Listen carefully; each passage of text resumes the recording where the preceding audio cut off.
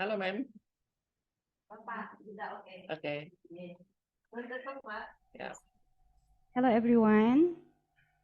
Halo, Mem. Hello. Can everybody hear my voice?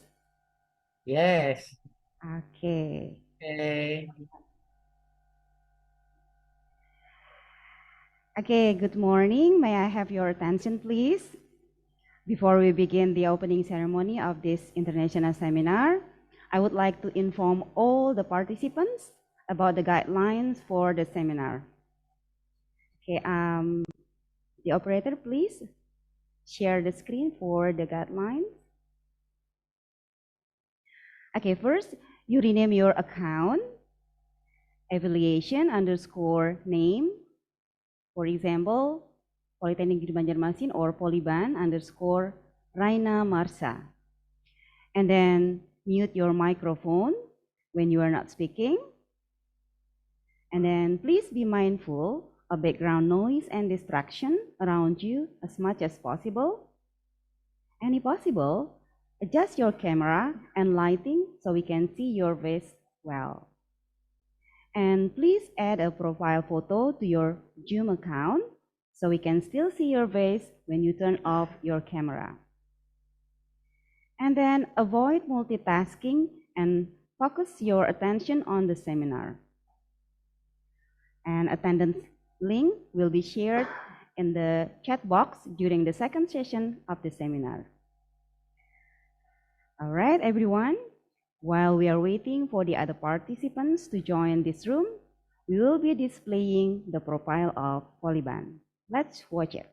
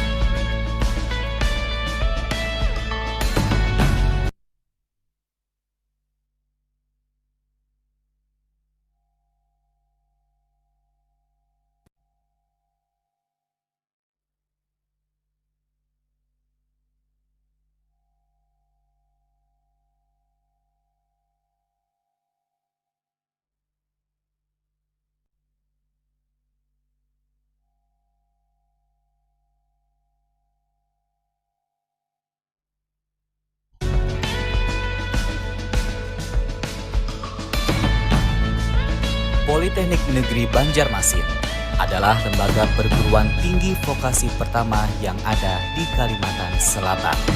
Kampus Politeknik Negeri Banjarmasin terletak di Banjarmasin dengan luas wilayah 37.530,52 km persegi dan populasi hampir 4,2 juta jiwa. Politeknik Negeri Banjarmasin memiliki tanggung jawab besar dalam memajukan martabat anak bangsa melalui kontribusi pengajaran, penelitian, dan pengabdian pada masyarakat, serta pembukaan akses pendidikan seluas-luasnya dengan menerima mahasiswa baru yang berasal dari semua kalangan, juga berdomisili tidak hanya di kota Banjarmasin saja, yang terkenal dengan julukan Kota Seribu Sungai, namun juga mahasiswa yang berada di area regional Kalimantan dan Indonesia umumnya. Politeknik adalah lembaga pendidikan tinggi, jalur keahlian kejuruan tertentu yang menghasilkan tenaga ahli keindustrian tingkat pengelola menengah maupun tenaga kerja mandiri atau unsupervised job. Sesuai dengan jalur pendidikan vokasi, Politeknik Negeri Banjarmasin menerapkan sistem belajar yang menitik beratkan pada keterampilan keahlian atau kompetensi. di mana proses pendidikan atau perkuliahan serta capaian belajar berbasis Kerangka Kerja Nasional Indonesia atau KKNI. Tujuannya agar lulusan Politeknik Negeri Banjarmasin memiliki keahlian dan keterampilan yang memenuhi kebutuhan dunia kerja sehingga mampu berkompetisi dan menangkap peluang kerja di industri, dunia usaha, pemerintahan atau sebaliknya sebagai teknopreneur yang mampu menciptakan lapangan kerja. Politeknik Negeri Banjarmasin pada awal berdirinya tahun 1987 dikenal dengan Politeknik Universitas Lambung Mangkurat yang secara formal menyelenggarakan pendidikan pada tingkat diploma 2 dengan 3 jurusan, masing-masing teknik sipil, teknik mesin, dan teknik listrik. Pada perkembangan selanjutnya, tahun akademik 1997-1998, jenjang pendidikan Politeknik Universitas Lambung Mangkurat ditingkatkan dari diploma 2 menjadi diploma 3 dan berdasarkan surat keputusan Mendikbud nomor 080/0/1997 tanggal 28 April 1997 tentang Politeknik Universitas Lambung Mangkurat dinyatakan mandiri terpisah dari Universitas Lambung Mangkurat dan namanya menjadi Politeknik Negeri Banjarmasin. Pada tahun akademik 1998-1999, Politeknik Negeri Banjarmasin melaksanakan perluasan program pendidikan diploma 3 di bidang tata niaga, yaitu jurusan akuntansi dan administrasi bisnis. Hingga pada tahun 2021 ini, Politeknik Negeri Banjarmasin telah memiliki 5 jurusan, 6 program studi diploma 4, dan 13 program studi diploma 3. Jurusan Teknik Sipil dan Kebumian memiliki 5 program studi, yaitu D3 Prodi Teknik Sipil, D3 Prodi Teknik Pertambangan, D3 Prodi Teknik Geodesi, D4 Prodi Teknik Bangunan Rawa, D4 Prodi Teknologi Rekayasa Konstruksi Jalan dan Jembatan.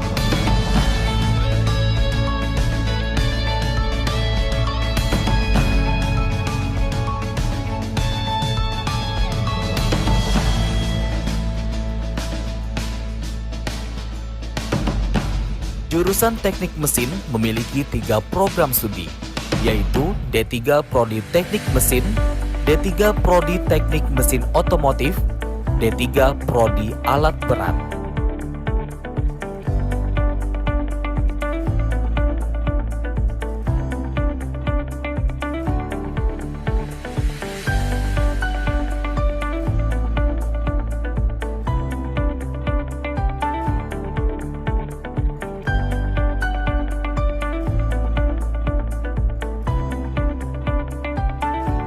Jurusan Teknik Elektro memiliki 5 program studi, yaitu D3 Prodi Teknik Listrik, D3 Prodi Teknik Elektronika, D3 Prodi Teknik Informatika, D4 Prodi Sistem Informasi Kota Cerdas, D4 Prodi Teknologi Rekayasa Pembangkit Energi.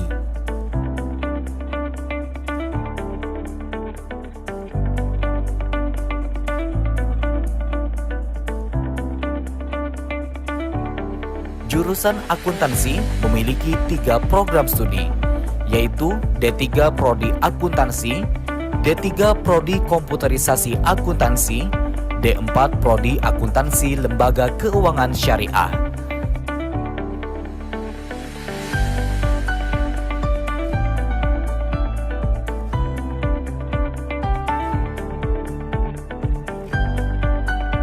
Jurusan Administrasi Bisnis memiliki 3 program studi, yaitu D3 Prodi Administrasi Bisnis, D3 Prodi Manajemen Informatika, D4 Bisnis Digital. Untuk menunjang layanan pembelajaran, Politeknik Negeri Banjarmasin memiliki unit-unit sebagai berikut: Teknologi Informasi atau UPT TIK, UPT Bahasa, Perpustakaan, Lembaga Sertifikasi Profesi atau LSP, berlisensi Badan Nasional Sertifikasi Profesi Republik Indonesia atau BNSP RI. untuk menguji kompetensi mahasiswa dan pusat karir sebagai wadah yang membantu mahasiswa dan alumni memperoleh informasi lowongan pekerjaan, pengembangan diri, dan memperluas kemitraan. Selain itu, dalam rangka memperluas wawasan mahasiswa berinteraksi dengan dunia luar kampus Politeknik Negeri Banjarmasin dan menyadari akan pentingnya peranan Politeknik Negeri Banjarmasin untuk menghasilkan tenaga terampil kreatif yang memiliki daya saing terhadap pengembangan pasar teknologi. Politeknik Negeri Banjarmasin melakukan kolaborasi serta kerjasama sinergis di dalam dan di luar negeri berupa kegiatan di antaranya kegiatan kredit transfer dan orientasi industri diikuti peserta dari program studi teknik sipil, alat berat, teknik informatika, akuntansi, dan administrasi bisnis bertempat di China University Mining Technology. Kegiatan Summer School yang diikuti peserta dari program studi administrasi bisnis dan komputerisasi akuntansi bertempat di China University Mining Technology. Kegiatan pertukaran mahasiswa yang diikuti peserta dari program studi akuntansi bertempat di Vietnam. Kegiatan pertukaran mahasiswa Nusantara Sakti yang diikuti peserta dari program studi administrasi bisnis bertempat di Politeknik Negeri Jakarta. Kampus Politeknik Negeri Banjarmasin dengan segala sumber daya yang dimiliki telah menetapkan berbagai langkah strategis untuk membekali mahasiswa dan lulusan dengan ilmu pengetahuan, keterampilan, dan sikap profesional, sehingga mampu menciptakan dan mendukung transformasi digital di Indonesia, sekaligus sebagai agen pembaharuan yang mampu memberikan kontribusi terbaik pada keluarga, masyarakat, bangsa, dan negara yang dijiwai oleh akhlak dan budi pekerti yang mulia. Poliban untuk yang terbaik.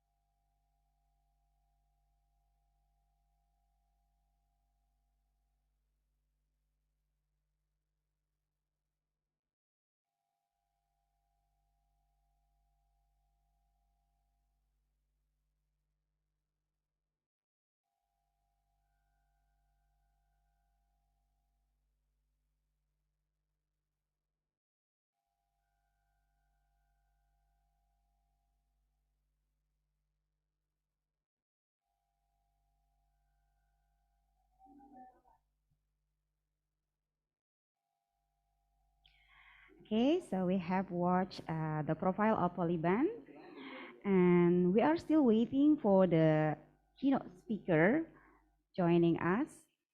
So while we are waiting, I will once again read the guidelines for the seminar today. Okay, so first you rename your account to affiliation_name. Jadi akunnya diganti ya dengan afiliasi, itu nama perguruan tinggi, okay? Poliban _ your name. For example, Poliban _ Raina Marsa. And then you mute your microphone when you are not speaking. Okay, mikrofonnya jangan di-on-kan ya kalau tidak sedang berbicara. And then please be mindful of background noise and distractions around you as much as possible. Okay, kalau bisa di tempat yang tidak ribut, jadi tidak menimbulkan distraction ya. And then if possible, adjust your camera and lighting so we can see your face well. Kamera dan pencahayaannya bisa diatur supaya kita bisa melihat wajah kalian dengan baik. Okay, and then please add a profile photo to your Zoom account so we can still see your face when you turn off your camera. Nah, memungkinkan kalian pasang foto, jadi kalaupun kameranya tidak on, kita masih bisa melihat profil kalian.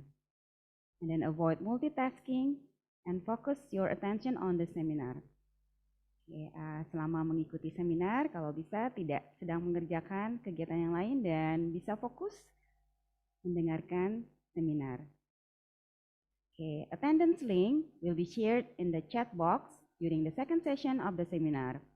Untuk link kehadiran nanti akan di-share selama sesi kedua dari seminar. I'd like to greet our director, Bapak Joni. Are you here, Bapak?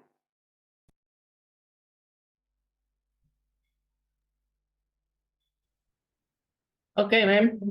Already. How are you, Bapak? Alhamdulillah. Good, Pak ya. I hope everybody is also good. So, we are still waiting for our keynote speaker, Bapak. Our keynote speaker is already in the room. So we'll begin our seminar today or our opening ceremony soon. Assalamualaikum warahmatullahi wabarakatuh. Good morning. We are very grateful to be blessed with health and the opportunity that we can gather here in this Zoom meeting room.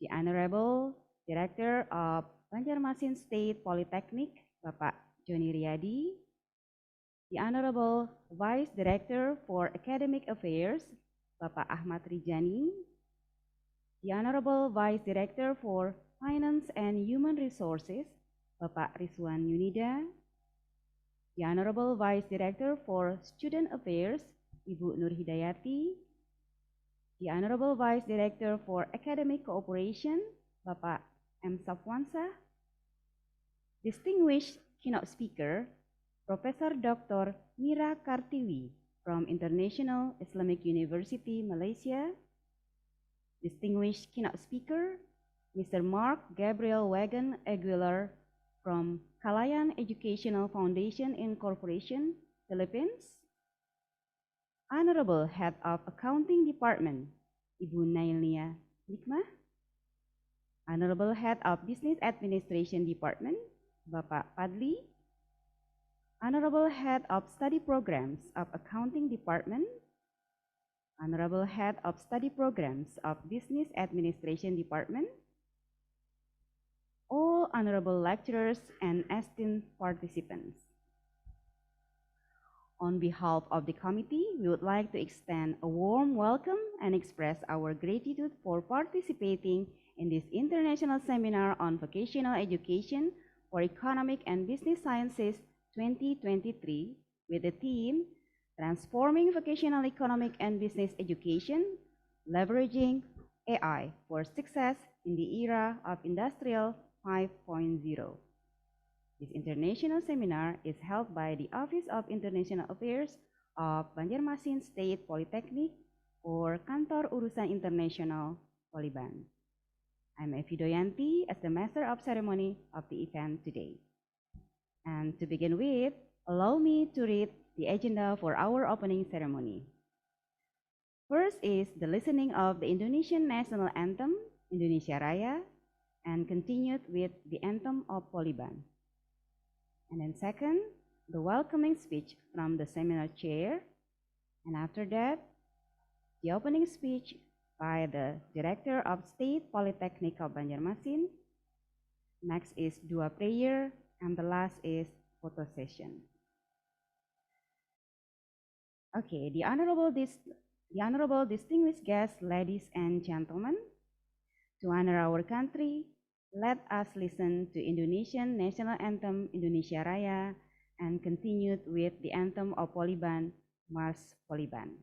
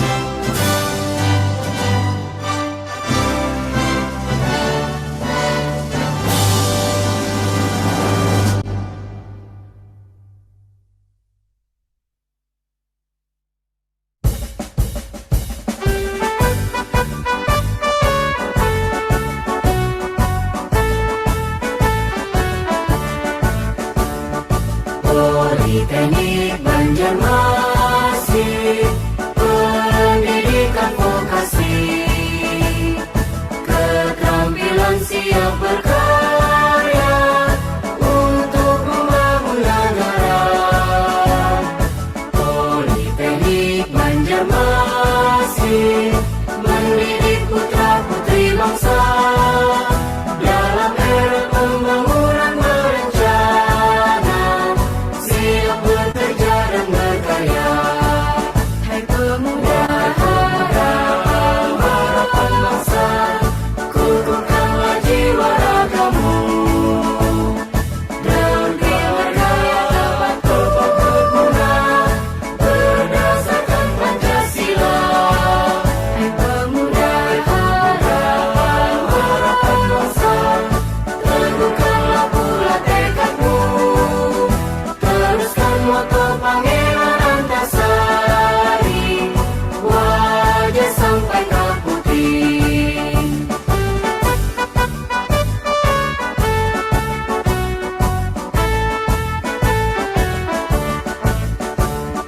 Politeknik Banjarmasin, pendidikan vokasi, keterampilan siap berkarya untuk membangun negara.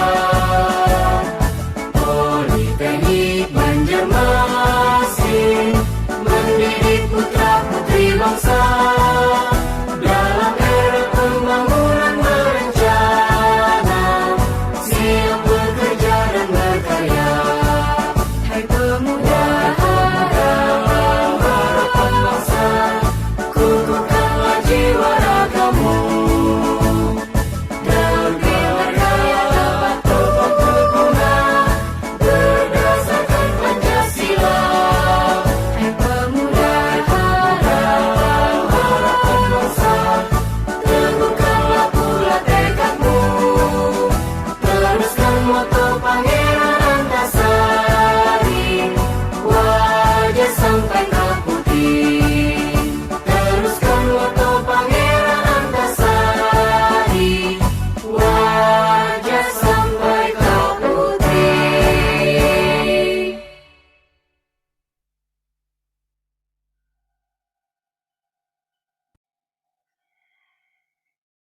Okay, ladies and gentlemen, now we move to the next agenda. It is the welcoming speech by the chair of the seminar, Bapak Muhammad Arif Budiman. Bapak Arif, the time is yours.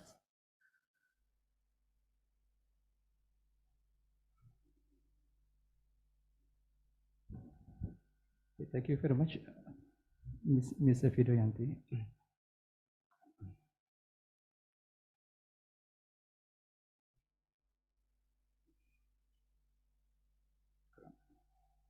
Bismillahirrahmanirrahim. The Honorable Director of Banjarmasin State Polytechnic, the respected Vice Directors, Heads of Department and Heads of Study Program at Banjarmasin State Polytechnic, our distinguished speakers, especially Professor Dr. Mira Kartiwi from International Islamic University, Malaysia. How are you, Prof? Are you here with us today? Yes, I am. I'm here. Okay, very pleased to have you with us today in this manner. Yeah. How is IUM today? It's fine. Okay. Alhamdulillah. Alhamdulillah. Okay. IUM is my previous university. Okay. And secondly, our distinguished speaker, Mark Gabriel Wegan Aguilar, MBA from Kalayan Educational Foundation Incorporated, Philippines. How are you, Mr. Mark? How are you today? Okay. And dear fellow lecturers, students, and all participants, honored ladies and gentlemen, Assalamualaikum warahmatullahi wabarakatuh. In the name of Allah, praise be to Allah, the most merciful, the most compassionate. Prayer and peace be upon our Prophet Muhammad and on his families and his companions. Very good morning for all, and welcome to this transformative gathering focused on leveraging artificial intelligence for success in the era of Industrial 5.0. The theme of this seminar is not just a praise, but a bold declaration of the era of unparalleled transformation and innovation. The impact of AI on industry is profound, and it is not limited to a specific sector or field. Whether you are in accounting, business administration, or any other industry, AI might have the potential to enhance productivity, optimize operation, and unleash an era of unparalleled efficiency and growth. In the context of Industrial 5.0, we are not merely talking about improvements, we are talking about a fundamental shift in the way we approach accounting, business, and industry. It's about creating more adaptive, agile, and intelligent systems that empower us to reach new horizons and drive sustainable success. We are here to explore the critical role of artificial intelligence in reshaping vocational economic and business education to prepare students for the challenges and opportunities of Industrial 5.0. This Industrial 5.0 represents the convergence of AI, automation, and advanced business practices, revolutionizing how economic and business activities are conducted. Over this international seminar, we will hear fruitful thoughts from the experts who will discuss the impact of AI on economic and business landscapes, curriculum design, and workforce readiness in the age of Industrial 5.0.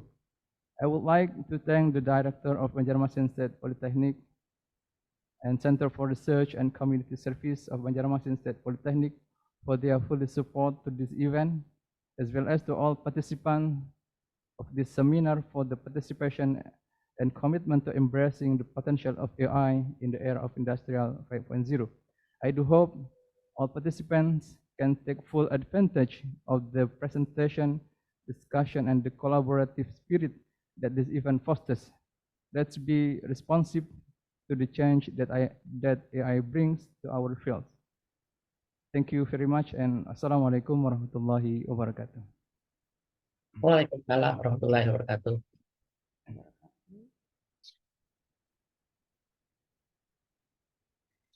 Okay, thank you, Bapak Ari, for the welcoming speech. And then now we move to the next agenda. We invite the Director of State Polytechnic of Banjarmasin, Bapak Joni Riyadi, to address opening speech as well as officially open this international seminar. Bapak Joni, time is yours. Okay, can you hear my voice, ma'am? Yes. Very clear. Thank you, Miss Happy. Bismillahirrahmanirrahim. The Honorable Vice Directors of Banjarmasin State Polytechnic, the Honorable Head of Department and Head of Study Program of Banjarmasin State Polytechnic, distinguished keynote speaker, Professor Dr. Mira Kartiwi from International Islamic University, Malaysia, and Mark Gabriel Wagan Aguilar, MBA, from Chalayan Educational Foundation, Philippines. Dear participants, ladies and gentlemen, Assalamualaikum warahmatullahi wabarakatuh. Waalaikumsalam warahmatullahi wabarakatuh. Good morning and good to see all of you here today. First of all, I would like to welcome you to the International Seminar on Vocational Education for Economics and Business Sciences 2023. With the theme, Transforming Vocational Economic and Business Education, Leveraging AI for Success in the Era of Industrial 5.0, organized by the Office of International Affairs of Banjarmasin State Polytechnic. On behalf of the organizing committee, I would like to express my highest appreciation for your presence in this seminar. The International Seminar on vocational education for economic and business science. The international seminar on vocational education for economic and business sciences 2023 is dedicated to prepare students for the challenges and the opportunities of Industrial 5.0. The seminar will explore how the integration of AI and other emerging technologies is transforming vocational education and how this transformation is shaping the future of business and economy. I do hope our participants will get much information and insight from the seminar about the future of vocational education and its role in an increasingly AI-driven world. Last but not least, thank you all steering committee members and those whom I cannot mention one by one. You have worked hard for the success of this seminar. Wish you a successful seminar and by reciting basmalah, Bismillahirrahmanirrahim, I officially open this event. Thank you. Assalamualaikum warahmatullahi wabarakatuh. Waalaikumsalam warahmatullahi wabarakatuh. Waalaikumsalam. Everybody, please give applause. Thank you, Bapak Joni Riyadi, for opening this seminar. And our seminar now is officially opened. Ladies and gentlemen, we would like now to invite Bapak Muhammad Syahid Febriadi to lead the dua prayer. Bapak Syahid, are you here? Yes, ma'am. I'm ready. Yeah, Bapak Syahid, the time is yours. Okay. Assalamualaikum warahmatullahi wabarakatuh. Waalaikumsalam warahmatullahi. Good morning, ladies and gentlemen. Before we begin the seminar activities today, allow me to lead the prayer. A'udzubillahi minasyaitonirrajim. Bismillahirrahmanirrahim. Asyhadu an la ilaha illallah wa asyhadu anna Muhammadar Rasulullah. Allahumma shalli ala Muhammad wa ala ali Muhammad. In the name of Allah, the most gracious, the most merciful. O Allah, the most knowledgeable and wise. We gather here today with heart full of gratitude and anticipation as we organize this international seminar on vocational education for economic and business sciences. We seek your guidance, blessing, and divine wisdom. We recognize the significance of this gathering in the pursuit of knowledge, progress, and innovation. O Allah, grant us the ability to learn, share, and collaborate effectively. Bless our effort to enhance sciences so that we may prepare students for the challenges of the future and equip them with the skills and knowledge needed for success. We ask for your guidance in every discussion, presentation, and interaction. May our deliberation be filled with insights, creativity, and purpose. Guide us to make decisions that benefit not only our communities, but all of humanity. We pray for the success of this seminar and all its participants, and for the dissemination of knowledge that empowers our youth and professionals. May the knowledge shared here contribute to a better, more advanced world. O Allah, we place our trust in you, and we pray for your blessing upon this seminar and its attendees. Guide us on the path of righteousness and enlightenment, and grant us the strength to apply the knowledge we gain for the greater good. Amin. In the name of Allah, the most gracious, the most merciful. Wabillahi taufiq wal hidayah. Assalamualaikum warahmatullahi wabarakatuh. Waalaikumsalam warahmatullahi wabarakatuh. Thank you, Bapak Syahid, for leading the dua prayer. Okay, we have now reached the end of the ceremony, opening ceremony. May we invite all the honorable, distinguished guests and participants to take the photo session. Please, all the participants, to turn on the camera. Okay, and Bapak Eko, I need your help to screenshot slide by slide. Okay. Everybody, please smile.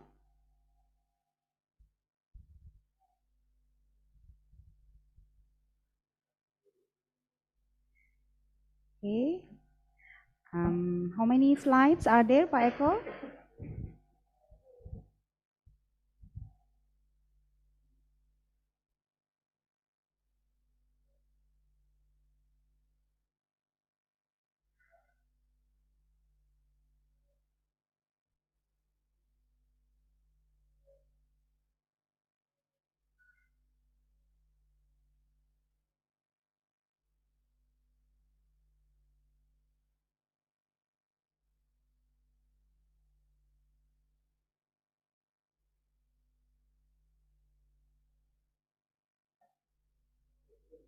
Okay, thank you, Bapak Eko. There are 23 slides, yeah.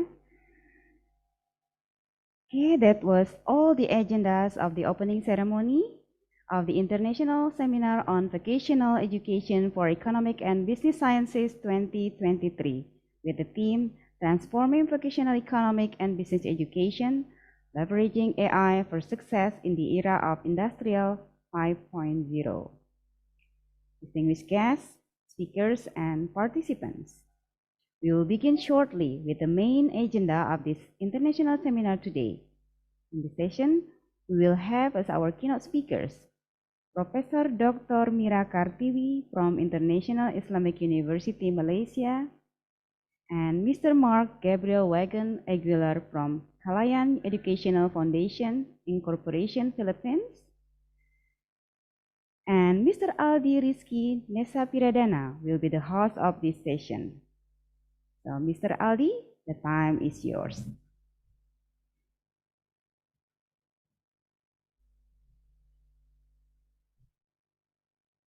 Okay, thank you very much, Ms. Evido. Bismillahirrahmanirrahim. Assalamualaikum warahmatullahi wabarakatuh.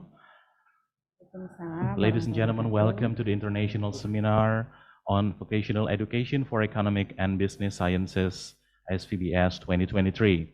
My name is Aldi and I will be the moderator for today's seminar.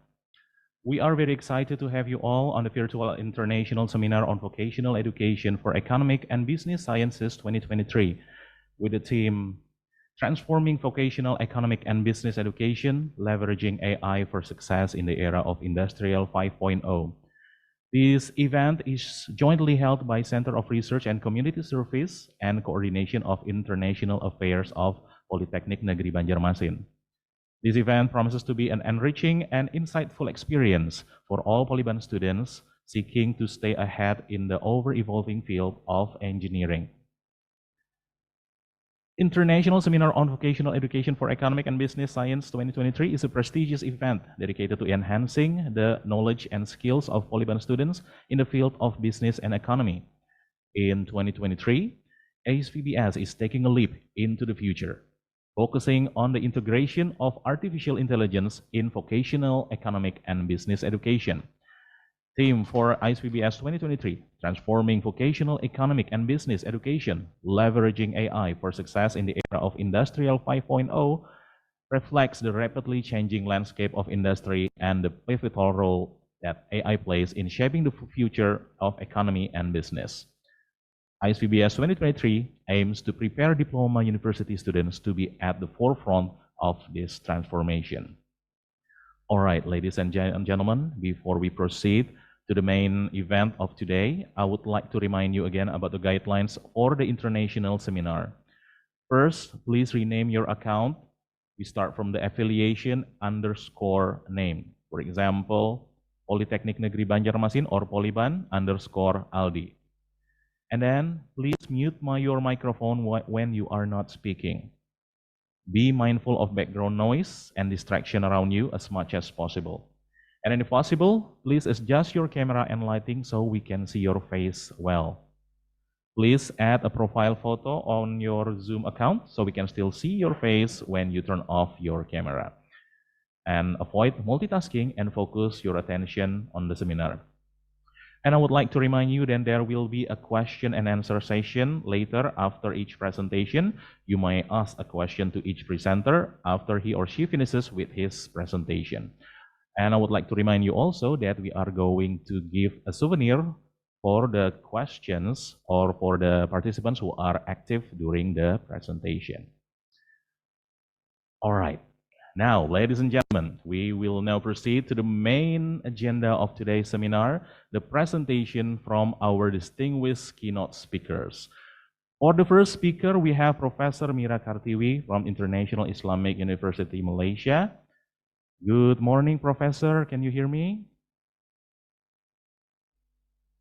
Yes, I can hear you very well. Yes. Very Okay. clear. Alhamdulillah. Welcome, Professor.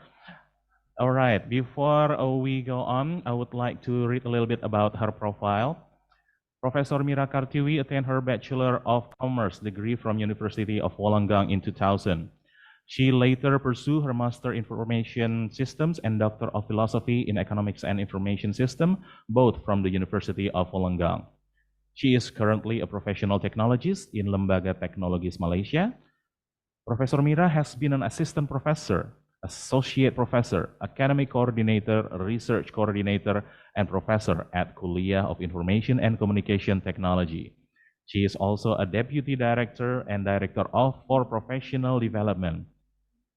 She has multiple research projects and numerous publications in form of books and articles. That's such an outstanding achievement that Professor Mira has.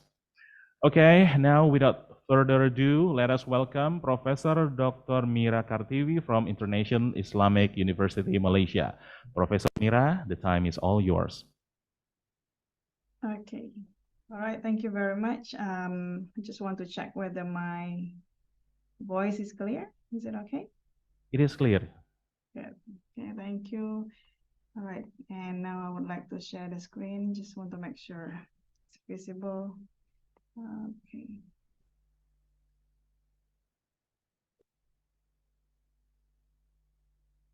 Okay, let me just move this aside.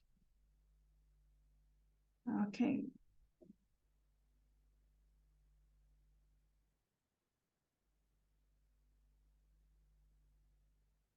Right. Is it loading yet? Not yet. Okay. Not yet. That's right.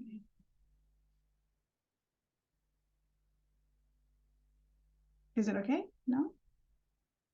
Yes, we can All see right. your slide right Let now. me just make sure it's slideshow.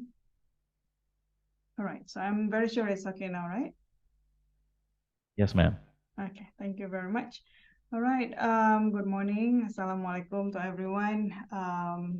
And first and foremost, I would like to thank the organizers of the seminar, the ISVEEBS. I'm not sure whether I'm allowed to call it as ISVEEBS 2023.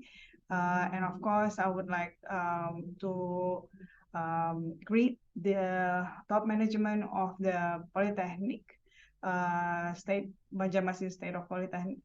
Banjarmasin State Polytechnic. Sorry if I having hard time to pronounce the name. It's kind of long here. Of course, I would like to greet the director of Banjarmasin State Polytechnic, which is Sir Johnny Riyadi, STMT, and the vice director Haji Ahmad Rizani, STMT.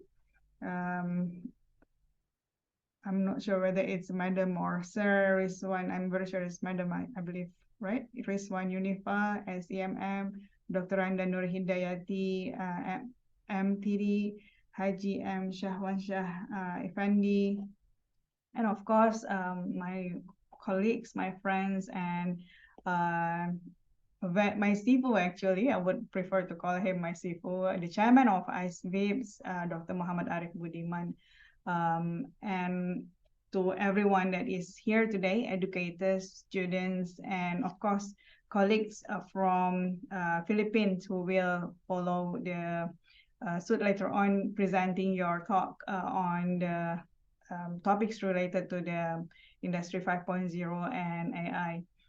So again, I would like to thank for the kind invitations. I feel very humbled and I feel very honored to be with everyone today this morning. And I'm very sure I would be learning as much as you learn from me. So I'm looking forward for your question and answer. And I'm looking forward, in fact, for sharing post the seminar event. Again, I would like to thank Allah, of course, Alhamdulillah, and then Alhamdulillahilladzi hadana li hadha wa ma kunna linahtadiya lawla an hadana Allah. Asyhadu an la ilaha illallah wa asyhadu anna Muhammad abduhu wa rasuluh. Alhamdulillah. Okay, so now I would like to proceed with the entrusted topic. I know it's kind of very complicated, the world is today, but we do find hopes in a lot of technology, and also we have to be cautious with a lot of technology that we have today. I do have a couple of topics a couple of highlights that I would like to emphasize today, starting with the Industry 5.0, and then later on we're going to proceed to the notions of how to bring those technology into the educations and some challenges, but I will not put that challenges in the slides. Just want to make sure I don't demotivate people from progressing, but on the same time, I just want to give some heads up just in case we are not really having a good time of contemplating the consequences of all these technologies. And also, I would like to give some heads up in terms of how we bring all this technology down to educations in terms of, especially to the classroom per se. All right. Just want to make sure that all of us have the same understanding of Industry 5.0. I know the keywords have been coined by many industries, of course, but on the same time, I think we, in education sectors, we kind of like still stuck with the nostalgic Industry 4.0, which is kind of, we haven't really addressed the Industry 4.0 extensively, but now the world have actually progressed into Industry 5.0. People say tomorrow, some people said it's already happened today. So I think now let's reflect on what is Industry 5.0. First and foremost, I think the most important part of knowing what we are today is knowing what happened yesterday. So Industry 1.0 is actually happening in around 18th century. The keywords that I want to emphasize in Industry 1.0 is a lot of notions of mechanizations, water and steam power. These are the kind of things that mark the first Industry 1.0. Whereas when we are progressing to the second Industry 2.0, we have a look at a lot of mass productions, electric power and assembly line. These are at the stage of Industry 2.0. When we are progressing further on the Industry 3.0, now we started to see a lot of terms which is familiar today. Is actually coined, for example, computers, automated productions, electronics, and so on. Progressing further, Industry 4.0, which is not long ago, or people might still think we are at that stage, is on the cyber physical systems, IoT, networking, machine learning. And for your information, as much as people still see it as happening, we do have some disparity or digital gap where some sectors are still lagging behind. And I'm very sure educations are kind of still experiencing such disparity as well. And last but not least, which is our dreams, nor something that we kind of like paranoid to anticipate, is actually Industry 5.0, whereas we will coexist with robot. So there's the keywords that actually happen a lot in when people term Industry 5.0 is human-robot collaborations, cognitive system, customizations, personalizations, and so on. So these are some of the keywords that emerge at Industry 5.0. All right, so knowing the landscape, knowing the entire landscape of this Industry 1.0 to 5.0, we can see some pattern here, right? There's a lot of kind of embedding technologies into our livings, our way of life. But what would be different this time? So now we're going to have a look deeper into how this might actually affect us, be that as a learners or be that as an educators. Right. So when we are talking about technology and when it actually progresses so fast, and in fact, if we have a look on some of the social medias, which is actually taking a lot of times, I mean, like taking years to actually settle, to actually reach around 100 million subscribers, like for example, Facebook and all those kind of social medias. I'm very sure Instagram have kind of similar experiences as well. They're actually taking quite a while to reach the 100 million subscribers. Interestingly, when it comes to ChatGPT, they have it has a different landscape altogether. They actually reach such numbers of subscribers in less than a year. So what does it mean? So in this case, we have seen quite tremendous work that has been done on linking the machinery, the processes, the system to achieve the highest level performance. So we have been kind of like hooked, if I can put it that way. We have been hooked to the processes of making sure things are actually assisted by technology. And this is what Industry 4.0 is actually there for. Like we're kind of like serving the organizations on the same time we are assisted by the technology. So we are linked. Some of the processes are very much linked in order to complete the entire sequence, the entire processes. So in this case, those are basically the narratives that what people in Industry 4.0 is actually trying to bring, which is kind of like we have to get along with the processes, the system, the automations and whatnot. But in 5.0, the narratives are different. Now that you have been like so used to with the existence of all this technology, can you go beyond that, which is now, can you work hand in hand together with technology? So not so much of assisting, but you like coexist. So this is what is interesting, and yet we have to be cautious on the same time, because when you are coexist, your existence, when you have to live together, means that you have to understand what the other counterparts is actually able to offer.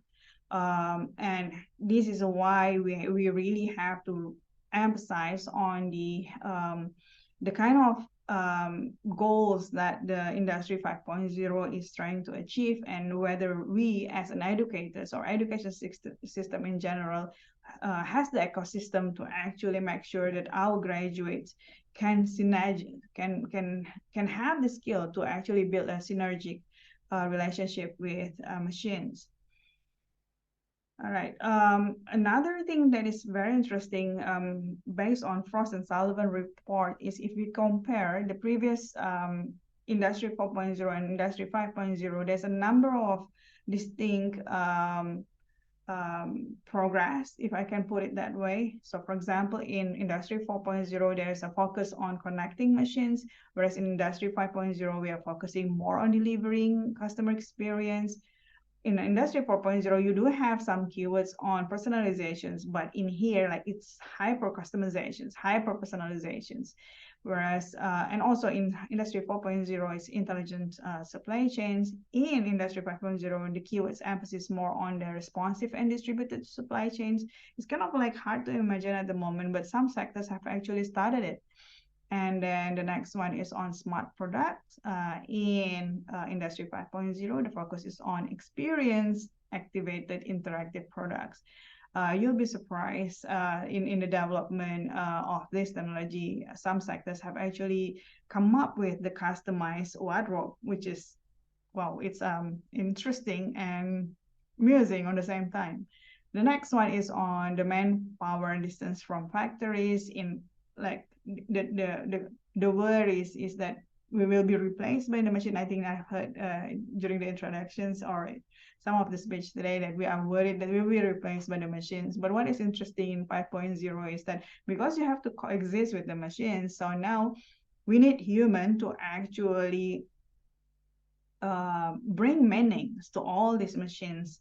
So I think this is again a game changer. So we have to really understand when we coexist, what are the kind of things that we need to have in order to survive, or in order to ensure that we able to kind of enhance the collaborations with the machines. Okay, sorry, I just noticed there's some, okay, probably the host side could actually remove the line there from the, seems there's an annotations accidentally done by anyone. Usually it's only the host would be able to remove that line. Okay, but anyway, let's progress. I don't think that's would disturb the process. All right, the next one is on one report from European Union.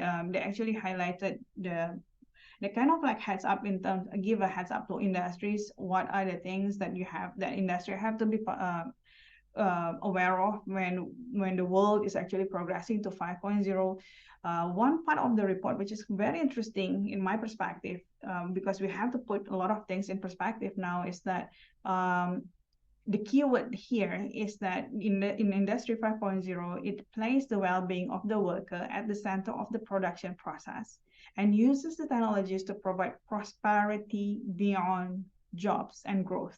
Okay, so I think this is kind of like a wake-up call to all of us. Like, have we even think about prosperity beyond jobs and growth when we are teaching in a class?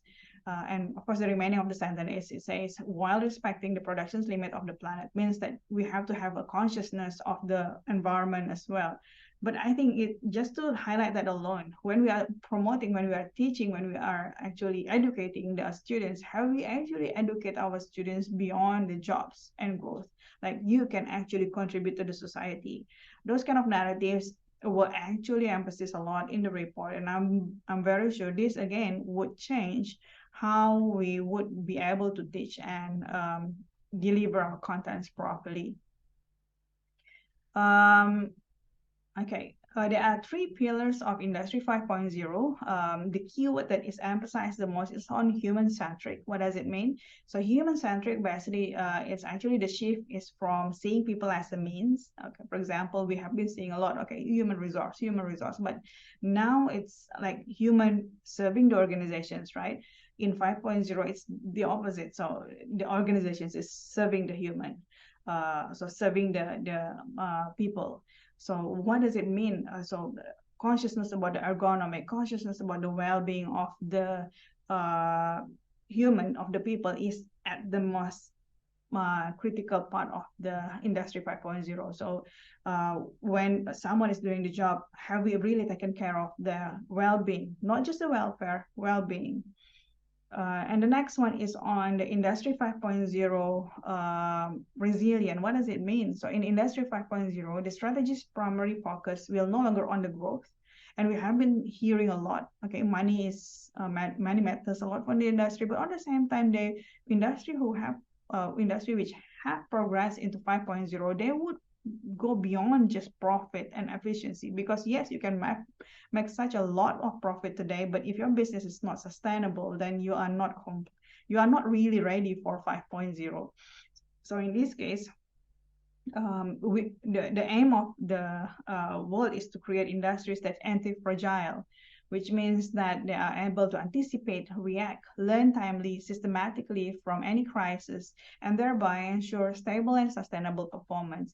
And we can see from what pandemic have actually taught us, how many industry practically collapsed during the pandemic when people were not mobile. So in this case, I think we have learned enough. And if we haven't learned enough, I'm not sure what kind of disasters would we wait for us to wake up and then realize that things have changed. We want or we don't want it. And the last one is, in this era, company-generated positive disruptions aim at making our world a better place, but on the same time, strategies should be re-examined, because in Industry 5.0, it means that the companies are becoming part of the solutions. We cannot have just an industry that is focusing more on mass productions without thinking of what the environment actually affected by such production. So this is, people have been more and more aware, especially the keywords on environmental justice, climate justice, all this kind of thing has been coined in across all centers. I think this is what the time that even education sector is also aware of this term that people have coined kind of intensively in the past few years. All right, so if I bring the AI and Industry 5.0, how do we actually kind of progressing from there?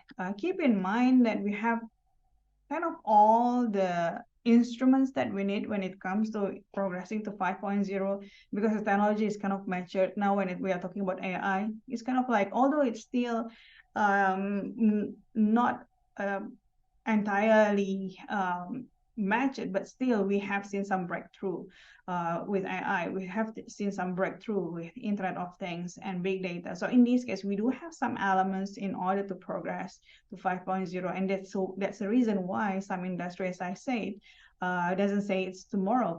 5.0 is actually very much happening today.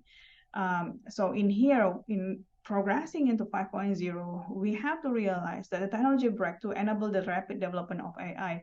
Going back to the case of ChatGPT, where it actually able to reach the 100 million subscribers in less than 1 year, it's alone speaks a volume that people have the need already in making sure that what I want to search is not just where it comes from, but can you synthesize that for me? Although there's a debate whether it really synthesized or it's actually parrot kind of pattern, just replicating things what people have said. But I think this is kind of like, again, a wake-up call for us. What have we been doing with all the knowledge that we have around? And the next one is, with the large amount of data, it allows more and more software to learn automatically from patterns and features in data. One of my, I have been working a lot with different industries. I've been working with health sectors. I've been working with hospital. I've been working with financial sectors. I've been working with manufacturing sectors. I've been working with constructions sectors. And what is interesting from all these sectors that I've been working with, not so much of the full, although it's on a project basis, but I could really see the pattern of that all these sectors is very much more and more relying on data. So when you have been collecting data, you are relying more on data. Someone will have to be able to translate it into proper meanings. And this is why future workforce need to have that ability to articulate, to translate what all this data is actually says and how it actually improves the industry. And keep in mind, again, bring back the report from Frost and Sullivan when it comes to AI Industry 5.0. What is interesting here, that we have, again, the technology that kind of like very natural to some sectors. And we are not talking about development against development compared to developing countries anymore, because in some developing countries, I know some of this technology have actually been kind of internalized or part of the process beyond what have been happening in developed countries. And recently I have just come back from US, and it's interesting to see that they were actually surprised that during COVID, we were kind of like bring our mobile phones, scan here, and then government would be able to detect at which place we are, how many people actually, like we have been doing more as compared to some developed countries. But again, sometimes we feel so insecure. We didn't realize that we have so much strength with us that West is actually learning from us.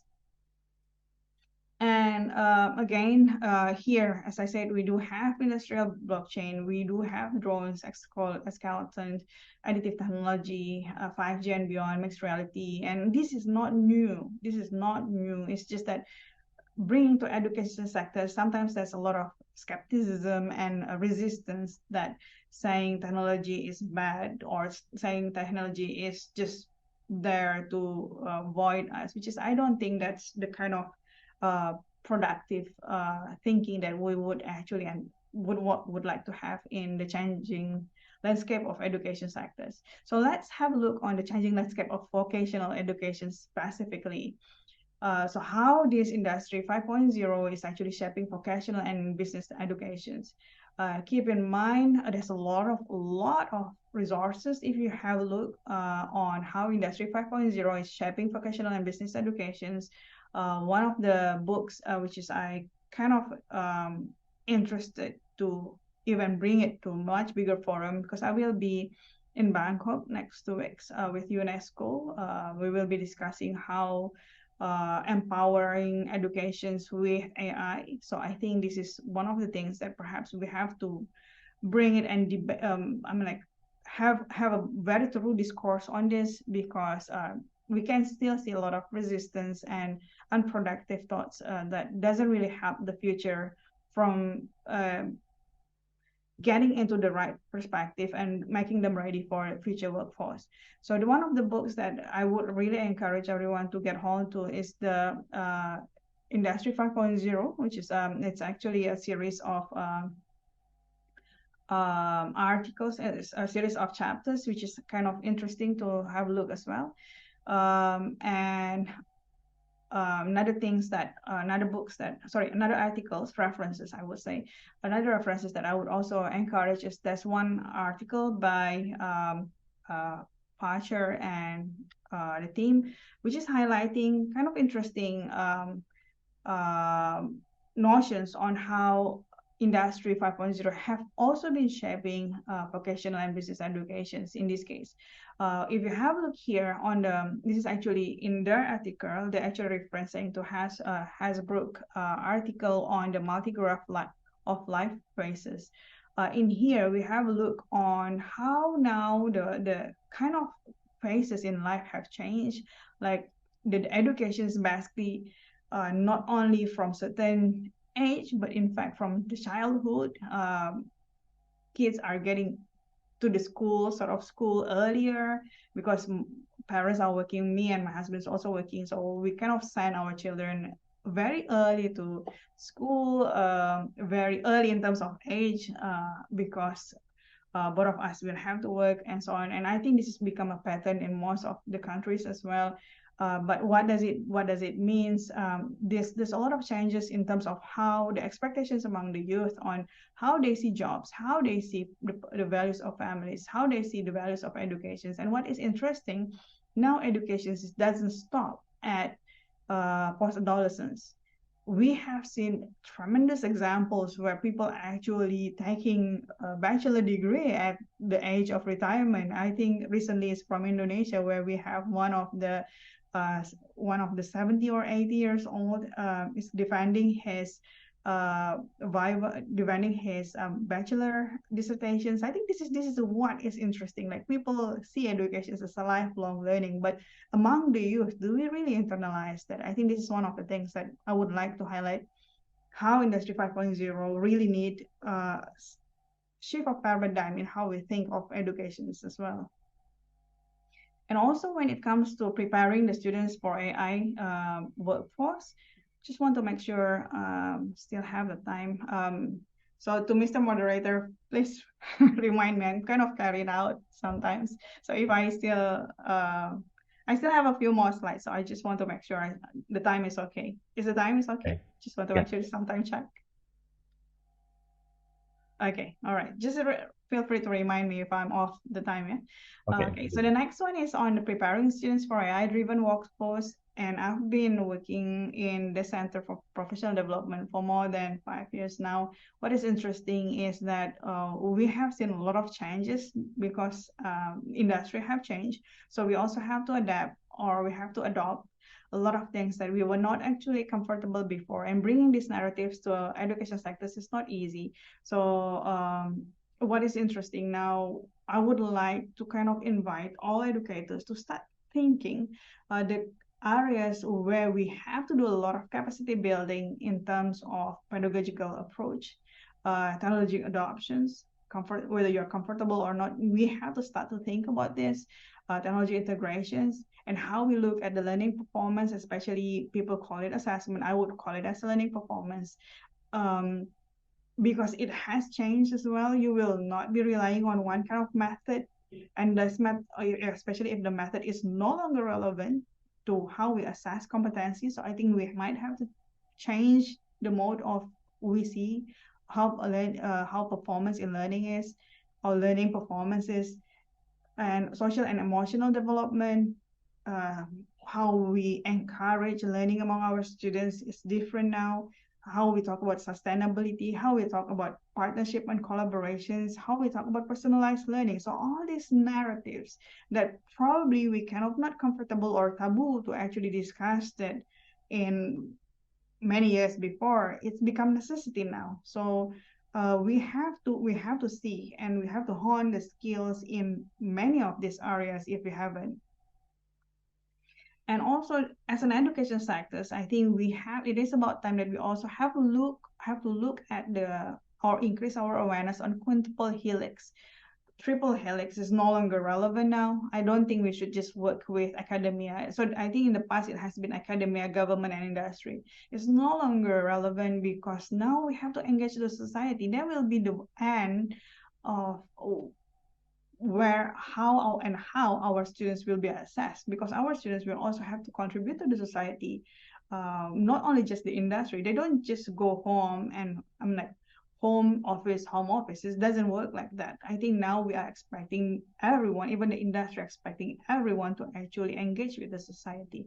So now I think it has to be a quintuple helix where natural environment will also be consulted. We have to be conscious when we are actually asking people to travel all the way from cities to cities, whether it's actually constructive or not, if we have other means and ways to actually improve it by having all this kind of technology on board. For example, the online meetings and whatnot, like having online meetings could actually be one of the conscious way to reduce all the pollutions in the areas. And the last one is on how we actually preparing students for AI-driven workforce. I think we have to look at how we can improve the student engagement. AI is a great tool, for example, in personalized learning. You can actually tailor lessons. You can actually improve. You can actually increase engagement. You can actually provide a gamifications or interactive content. I honestly have done a lot in terms of I've used a lot in AI in terms of improving my teaching content, because it is there. Like if you have the tools, if you have tools, exactly like, I'm not sure what kind of tools you think is very close to you, very important to you, but if you have the tools, I don't think you would want to go in a manual way, right? But you put meanings into how you use it. So for example, if you use AI to create a class plan, for example, or teaching plan, for example, like you would want to improve it, but you don't have to start from scratch, because there's a tools to actually help you improve the teaching plan. And how to make it into gamified, how to come up with the interesting teaching cases and whatnot. And the next one is feedback mechanism. We have not been probably articulating our feedback better. So you bring that feedback to AI, you consult it how to give a much more constructive feedback so that the students would be able their mistakes but doesn't feel offended. So this is one of the things that we can actually use when it comes to AI. But I just want to give, before I end the talk, I just want to give some kind of things to ponder when it comes to AI. So one of the things to ponder is, keep in mind there are, when it comes to every tools, especially I usually put all technologies as the analogy of knife, double sword edges, it's a knife. which could be like helping you, or it could actually hurt you. One of the things that could actually hurt you because of the weaknesses on model transparency. AI works on algorithms, so as much as it actually helps us, but we also have to think that sometimes algorithm is complex, and our ability as a human, we could not actually comprehend things that is more complex than 7 rules. So in this case, possibly there could be some potential mishaps in this case, that we have to keep our mind alert, that if things doesn't go as what it should be, then we have to be able to anticipate. In other words, complexity does not necessarily means that the black box model is more accurate. And we, as a data analyst, we very much familiar with the terms of overfitting, right? When things become complex and yet it's produced a lot of errors. So this is one of the things that we have to be careful of.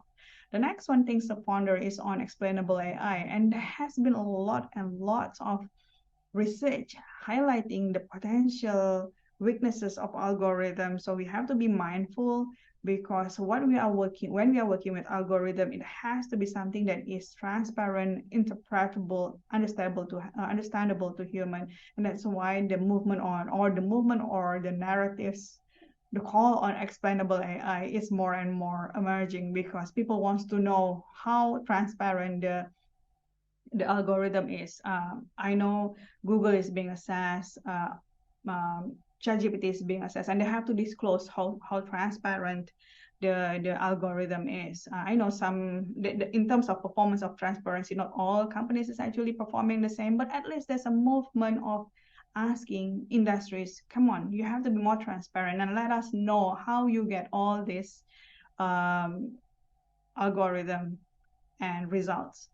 Last but not least is on the ethical and regulatory compliance. I really would like, especially for the students, to be more and more careful, to be more and more aware on the discriminations that algorithm accidentally might have induced into processes. So in this case, if you find any, and this is probably good for teachers to also bring these kind of cases to the class and ask the students, are you comfortable with all the kind of things that perhaps we were actually victimized by the algorithm? Like, for example, some algorithm, because when you're working with a lot of data, it is possible that you will not be able to realize that the sample data for particular demographic or particular genders is not sufficient for you to actually come up with an accurate prediction. So, but because you really want to deploy, so you come up with just ready, like half-ready algorithm you deploy. So potentially it will actually discriminate against certain demographic groups, race, gender, religion, and whatnot. So in this case, I think we have to be careful, and the awareness among students that algorithm can very much do good or do bad is actually things that we have to be aware of. That's why the knowledge and Industry 5.0 requires you to coexist. This is what the meaning of coexist. You put meanings into the technology, you put values into the technology, because it doesn't generate values. It goes as what you told them to, but you put meanings that would kind of like set things meaningfully or constructively with technology. So I think that would be all. There's a lot of things. I do have some points on challenges, but I think we could bring it into much more interactive, because I don't want it to be prescriptive, and I don't want it to be one-way kind of conversations. Okay, so I think that will be all from me for now, and I will return the sessions back to the moderator. Thank you. You are welcome, Ibu. Thank you very much. Very powerful and insightful presentation from Professor Mira. Everybody, would you please give an applause for Professor Mira? Incredible, Professor. Okay, after this, we will go to the question and answer session. We will now have 2 questions first for Professor Mira to answer. And if the time allows, then probably we will have 1 or 2 more questions. All right, for the participants, for the students, I believe you have a lot of questions and a lot of things that you would like to ask to Professor Mira. If you have, please raise your hands, and then make sure that your Zoom is unmuted before you ask the questions. Okay, first question, anybody?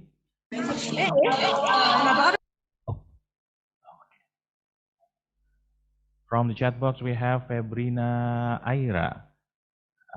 Can you please open the chat box for me, please? Oh, okay. Febrina is over there. Febrina, can you please unmute yourself first before you ask the question? The unmute, please. You are still mute.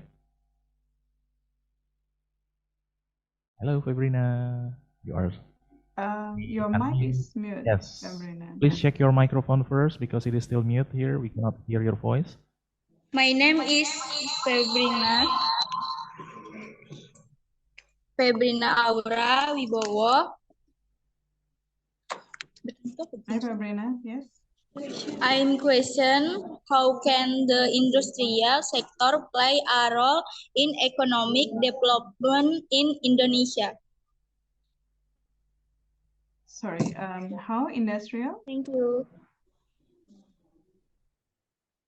Okay, Can perhaps you repeat the question again, Febri? Would you mind to repeat the question? Sorry. Yes, can you ask the question again, please, Febri?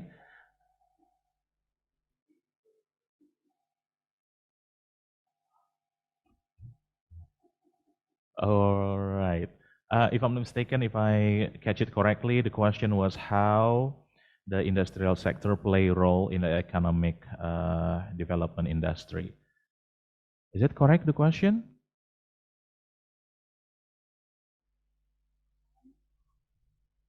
Okay, so that's probably the first question, Professor. Okay, now we will proceed to the next question. Is there any other question, please? It seems participant is not allowed to unmute. Oh, yes. For the operator, is it now allowed? It is now. Okay, there is a question for somebody is raising hands there. Poliban Atif. Obrolan. Apa sayang? Yeah. How Please unmute yourself first before you ask the question.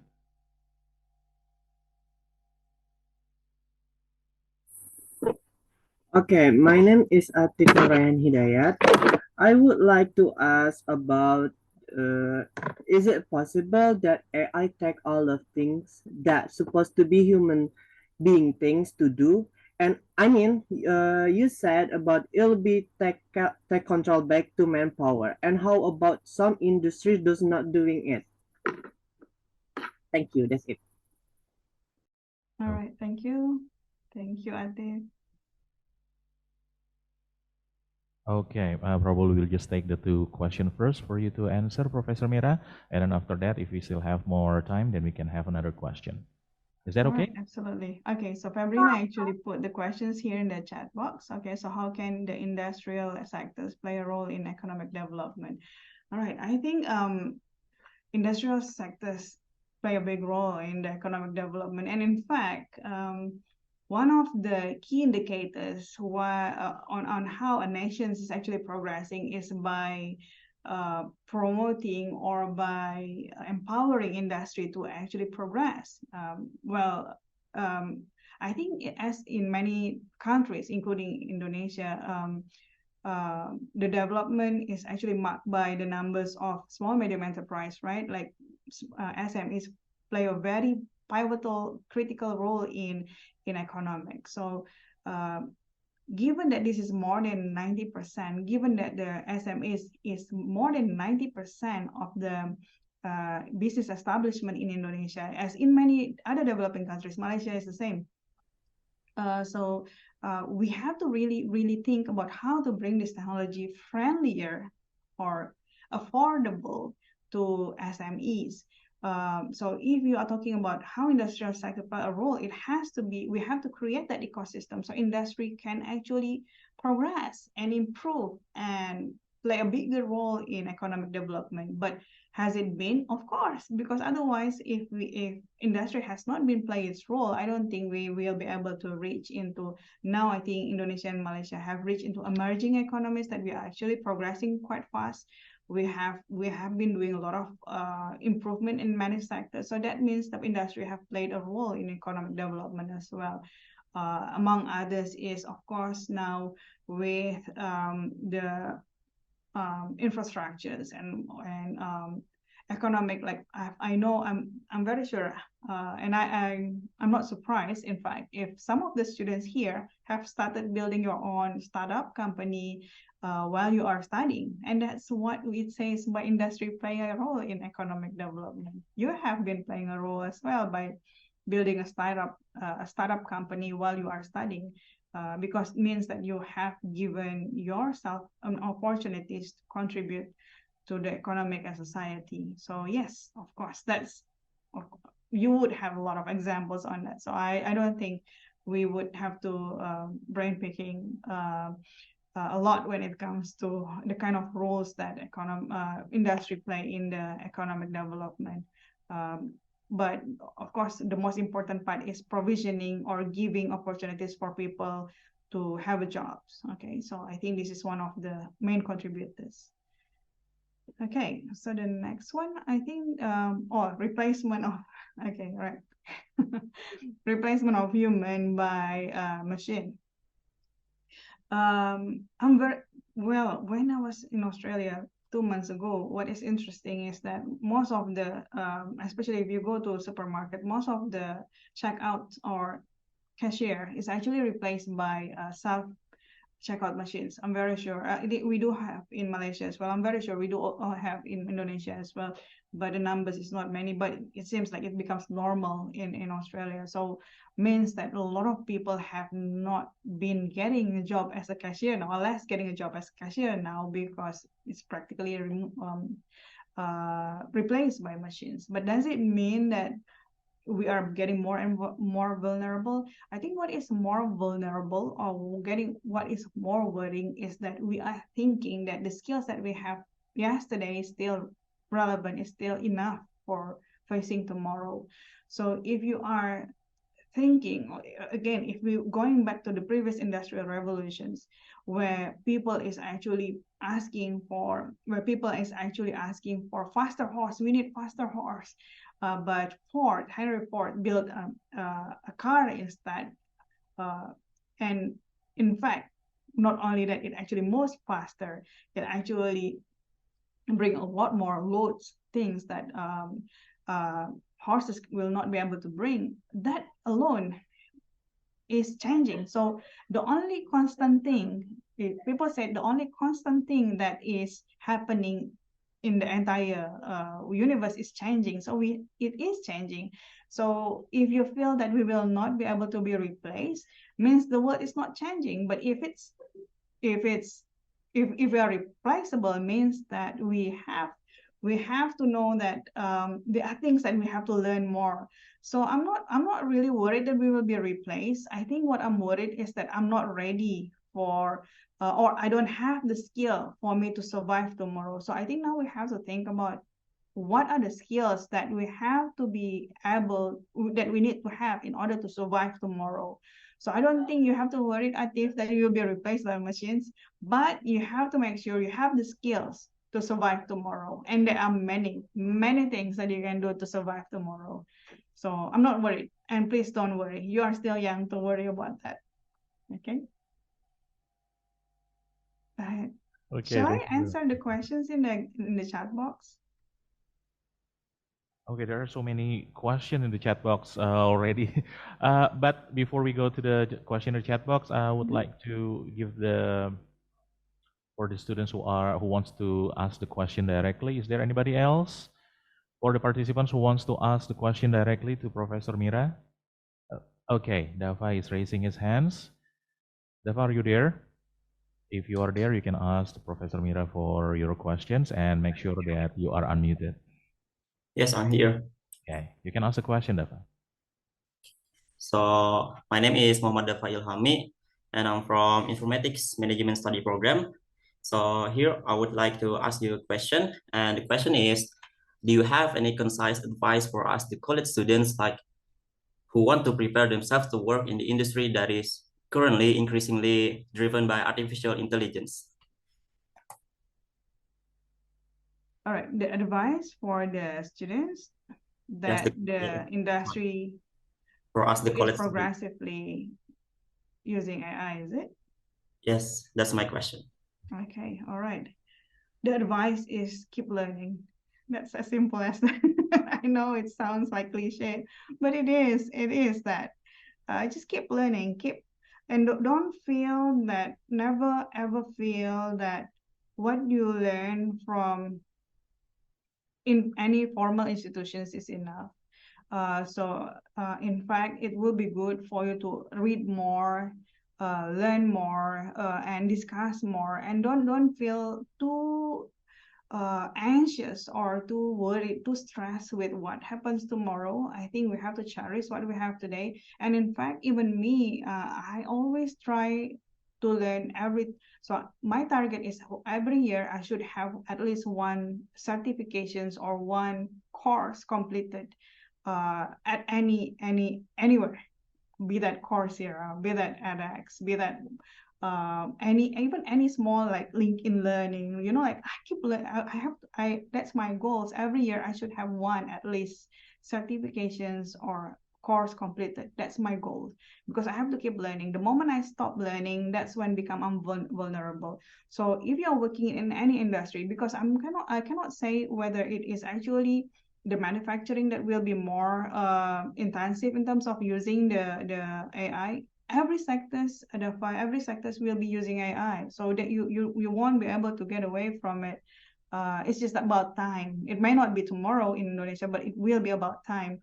So I think my advice is just keep learning. It sounds as cliche, it is the solutions, because long life, and in fact, most of the industry today, if they want me to, because some of my students ask me to be their referee, so the only thing that I would ask and the only thing that I would recommend to the industry is these students or these graduates have the ability to keep learning, because I can see they have been learning throughout the life. In fact, after the graduations, they still taking courses here and there, that's a proof that they actually wants to learn.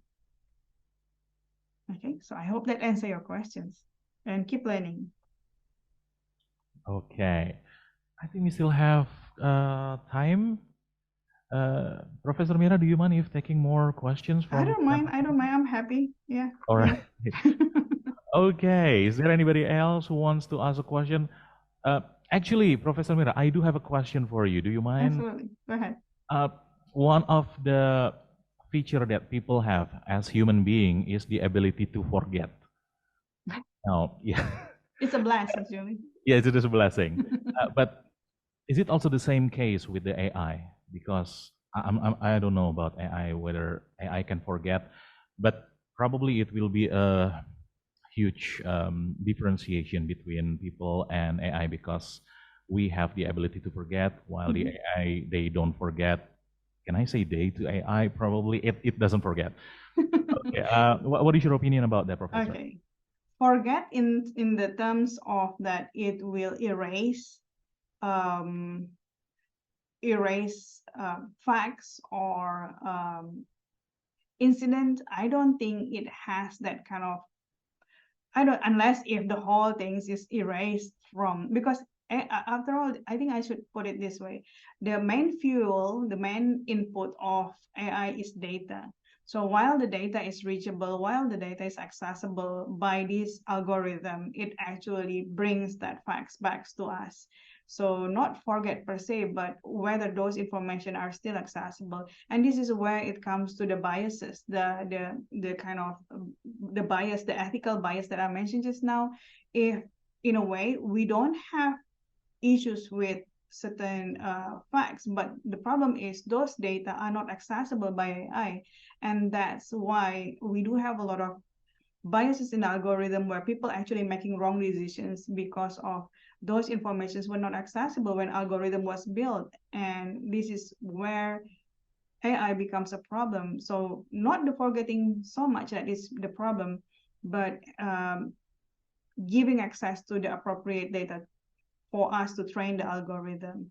Because algorithm learn from pattern, right? Pattern comes from data. So if the data was not full, if you give half of the pictures right, you would assume that the pictures is actually about horse, where it's actually probably about unicorn. So because you only see half of the end, which is not the first part of the picture. So I think this is the kind of things that might happen. Okay, thank you very much, Professor. Okay, maybe any other question? Okay, I would like to ask a question from one of the first question that appeared in the chat box from Mina Hidayah. What should be done in facing the industrial revolution in the future? Okay, the question is that simple, Professor. What should be done in facing the industrial revolution in the future? As what? As students, or as lecturers, as everyone, as all human beings? She refers herself as a student, I guess. Okay.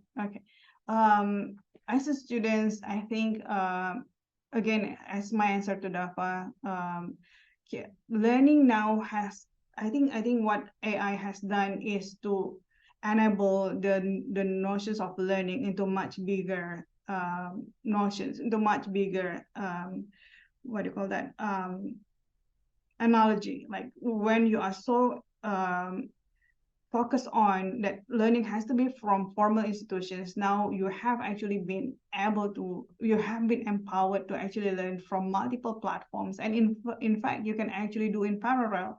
You're taking this and you're taking your diploma or degree from Polytechnic. On the same time, you equip yourself with a lot of things from other resources. I think that is what we would want to see in the future workforce. You can learn simultaneously while you are doing your job. And I think another things that I would want to encourage students, especially anyone at whichever discipline you are, one of the things that I really thankful and I'm so grateful that during my undergraduate degree, my elective, I'm actually doing data science. We call it information systems back then. My undergrad is on commerce, which is I'm focusing on information system, but I'm taking electives from psychology. So people was kind of like wondering why you are actually invading or you're actually trying to learn from different faculty. But I learned so much from that. I'm so grateful I'm allowed. I'm so grateful I make that decisions, because now when I'm doing with data analytics, the psychology knowledge that I have during my undergraduate kind of helped me to understand and listen to the questions better, because you know that every gestures, every expressions, it has meanings in psychology. So that's why you should learn outside the comfort domain. I know you're probably programmers, but don't get too comfortable with programming. Learn something else, learn something different domain. I think the IT should learn about business, the business should learn about IT, the manufacturing should learn about business, the business should learn about manufacturing. So I think we should allow this kind of independence and then freedom to actually learn more about others' domain. So I would encourage that among students, and I would encourage institutions to do the same. Okay, thank you very much, Professor. Ladies and gentlemen, would you please give an applause again for Professor Mira? Okay, thank you very much, Professor, for the presentation and also the answers to the question. This gives us a lot of, well, food for soul, if I may say. Oh, okay. All right, now as an appreciation from the State Polytechnic of Banjarmasin, we would like to present a certificate for our amazing presenter for this time. Please, operator, to display the certificate for Professor Mira.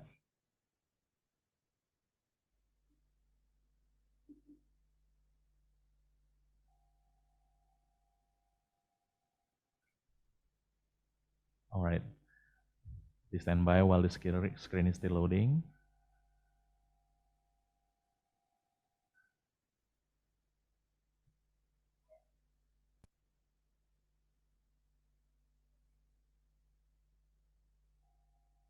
Is it done? Okay.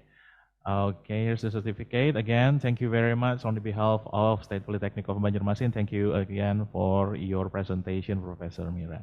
My pleasure. My pleasure. Thank you so much, everyone. And I would share the slides with the organizer, and I would welcome questions to my email. The slides have my email. And I wish everyone good luck and all the best with the seminar. Again, thank you so much. I was so honored. I was so humbled. Thank you so much. You are welcome, Professor. Thank you very Assalamualaikum. much. Waalaikumsalam warahmatullahi wabarakatuh. Okay, ladies and gentlemen, participants, we are going to the second speaker. Allow me to greet Mr. Mark Gabriel Wagam Aguilar first. Mr. Aguilar, are you here with us now? Great morning, everyone. Yes, I'm here. Okay, glad to have you with us, sir. All right, how are you today, sir? Well, I'm very excited to be here, so thank you very much for inviting me. All right, we are happy to have you here, sir. Okay, ladies and gentlemen, allow me to read a little bit about Mr. Mark Gabriel Wagan Aguilar's profile. His professional experience includes the Director of Research and Publication at Kalayaan Educational Foundation in Lucena City of Quezon Province in the Philippines. He is also currently the Assistant Professor at Emilio Aguinaldo College, also in Philippines. He has served as a school director at AB International Business College Fairview campus from November 19 to June 2021. He has taught in the tourism and hospitality management programs at Eton College, Canada, Royal British College, Lipai City.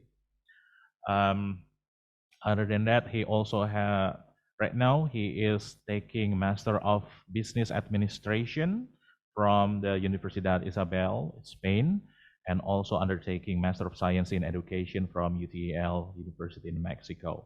He also has a certificate in teaching program, and other than that, he also engaged in external engagements as editor board members, research reviewers, editor-in-chief, Best Paper Award, July. He has speaking engagements in numerous events, including resource speaker in some prestigious seminars, keynote speakers in many other seminars. Basically, what we are seeing right now, he has numerous achievements in his web, and also he has a lot of publications under his name. One of which is the Ecotourism Perception and Engagement Classification among residents of a nature city in the Philippines. All right, that's a very outstanding profile that you have, Professor. Excuse me, how should I address you, sir? Oh, just call me Gab for short, sir. Gab. You have to be formal. Just call me Sir Gab. Gab. Yeah. All right. Okay. Oh, Gab from Gabriel, I guess. Yes, that's correct. All right. Okay. Should I call you Mr. Gab? Because it sounds awkward if I just call you Gab. That's fine. That's fine. Whichever you are comfortable with. Oh, all right. Okay. Okay, now. Okay, ladies and gentlemen, now without further ado, let us welcome Mr. Mark Gabriel Wagam Aguilar, Gab, from Kalayaan in Educational Foundation Incorporated, the Philippines. Okay, Gab, the time is all yours.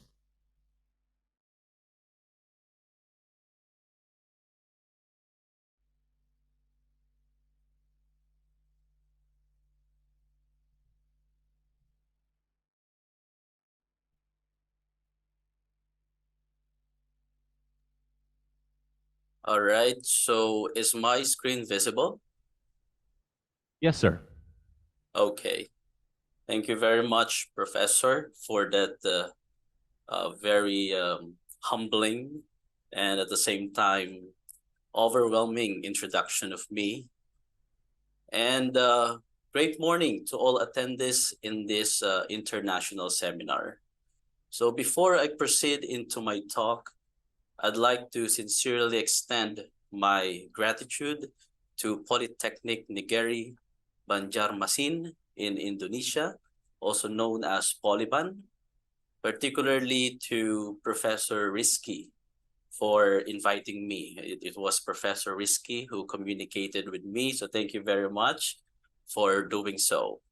And of course, to its academic community, the Poliban's academic community, to the lecturers, professors, and students for being here today. I'd also like to extend my congratulations and commendation to all members of the organizing committee for successfully organizing this momentous event. I fully understand that it's not easy to organize this kind of event, especially in an international scale. So I am extending my salutations to all of you. All right, so today we are going to talk about a very relevant topic.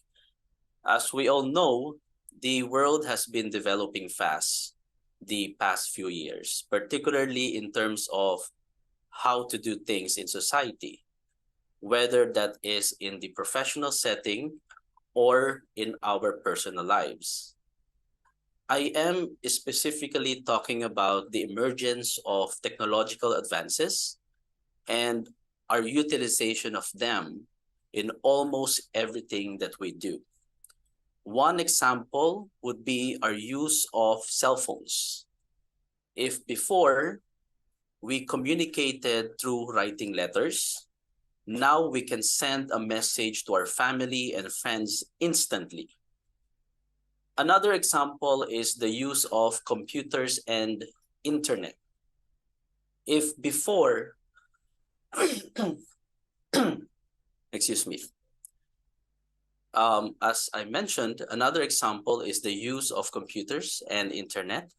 If before we need to present or we have to be personally be present in the same place for us to see each other, or you have to come here to the Philippines so you could see me, or I need to go there in Indonesia so that we could meet. Now we can see each other through computers like what we are doing right now. Probably the best example would be online learning, which COVID-19 pandemic has made us all realize possible. These are all results of the introduction of technology, and we have been observing how it has influenced our daily lives over the years. However, technology comes in various forms. We have the basic ones, like the things that I just mentioned, while there are also those that are more complex, or should I say more complicated. And one that has been a buzzword in every industry in the recent years is artificial intelligence, which is also known as AI. And this is exactly why we are here today. We are going to talk about AI, what it is, specifically how it is relevant in the context of business and economics. This is particularly important for the students here today, especially those from the business, administration, and economics departments. You have to understand that you are the future leaders and decision makers in these fields, and embracing AI and understanding its potential is crucial for your success in this rapidly evolving world. So without further ado, let us proceed to our topic.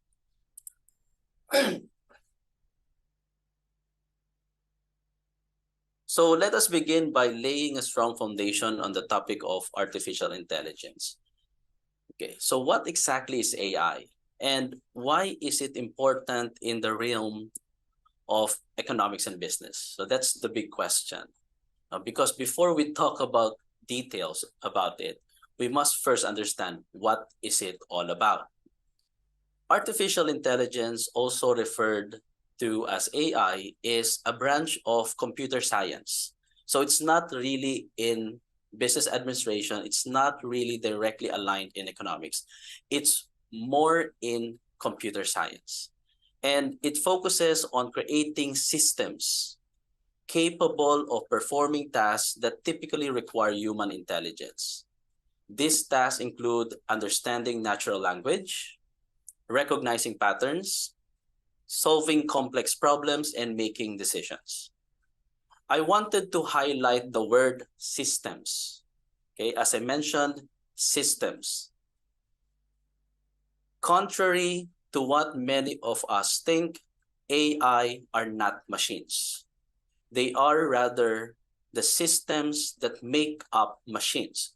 Basically, they are the nerves, they are the brains that makes machines operational and functionable.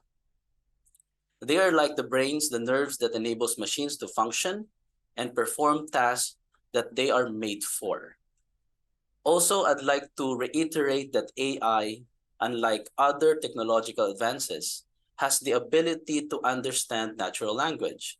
Like, for example, applications on our cell phones that could understand what we are saying, such as Siri. I don't know if you have Siri in Indonesia. We also have Alexa and Google Assistant. AI also has the ability to recognize patterns, like, for example, self-driving cars, which is now trending in the USA, that follow lines on the roads. And AI also has the ability to analyze complex problems and make decisions. So it is basically an upgrade to the technology that we know that only operates with human intervention. This technology, therefore, is more independent. Okay, that's the term that I would like to point out. These technological advances that we refer to as AI are more independent compared to the rest of technology that we know nowadays. Now that we've gained a foundational understanding of AI, it's time to explore the concrete ways in which AI is transforming the world of business. So first, let us understand how valuable AI is in industries. I have here an illustration from Accenture surveys on the perceived gross value added of AI in the next 12 years. So when you say gross value added, or GVA, it means the amount added to the raw value of products and services being sold, which is perceived to amount to trillions of US dollars. This is not trillions in Indonesian rupiah. We're talking about US dollars. So maybe this is more trillions when we convert it in Indonesian currency. So just imagine how big the value is in the next 12 years. Although there are industries that put more value on AI, such as the manufacturing, retail, and professional services, as you can see, those are the top three by 2035. That is their prediction.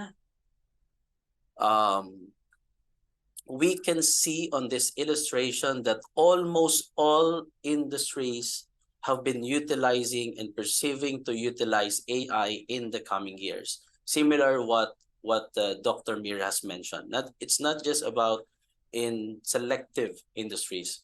We're talking about almost all industries utilizing AI in the next coming years. But what I wanted to point out really is that almost all these industries are either business-oriented. If you notice, almost all are business-oriented, okay, or play a significant role in the economy. You can see here agriculture, tourism and hospitality. Even construction is part of this illustration.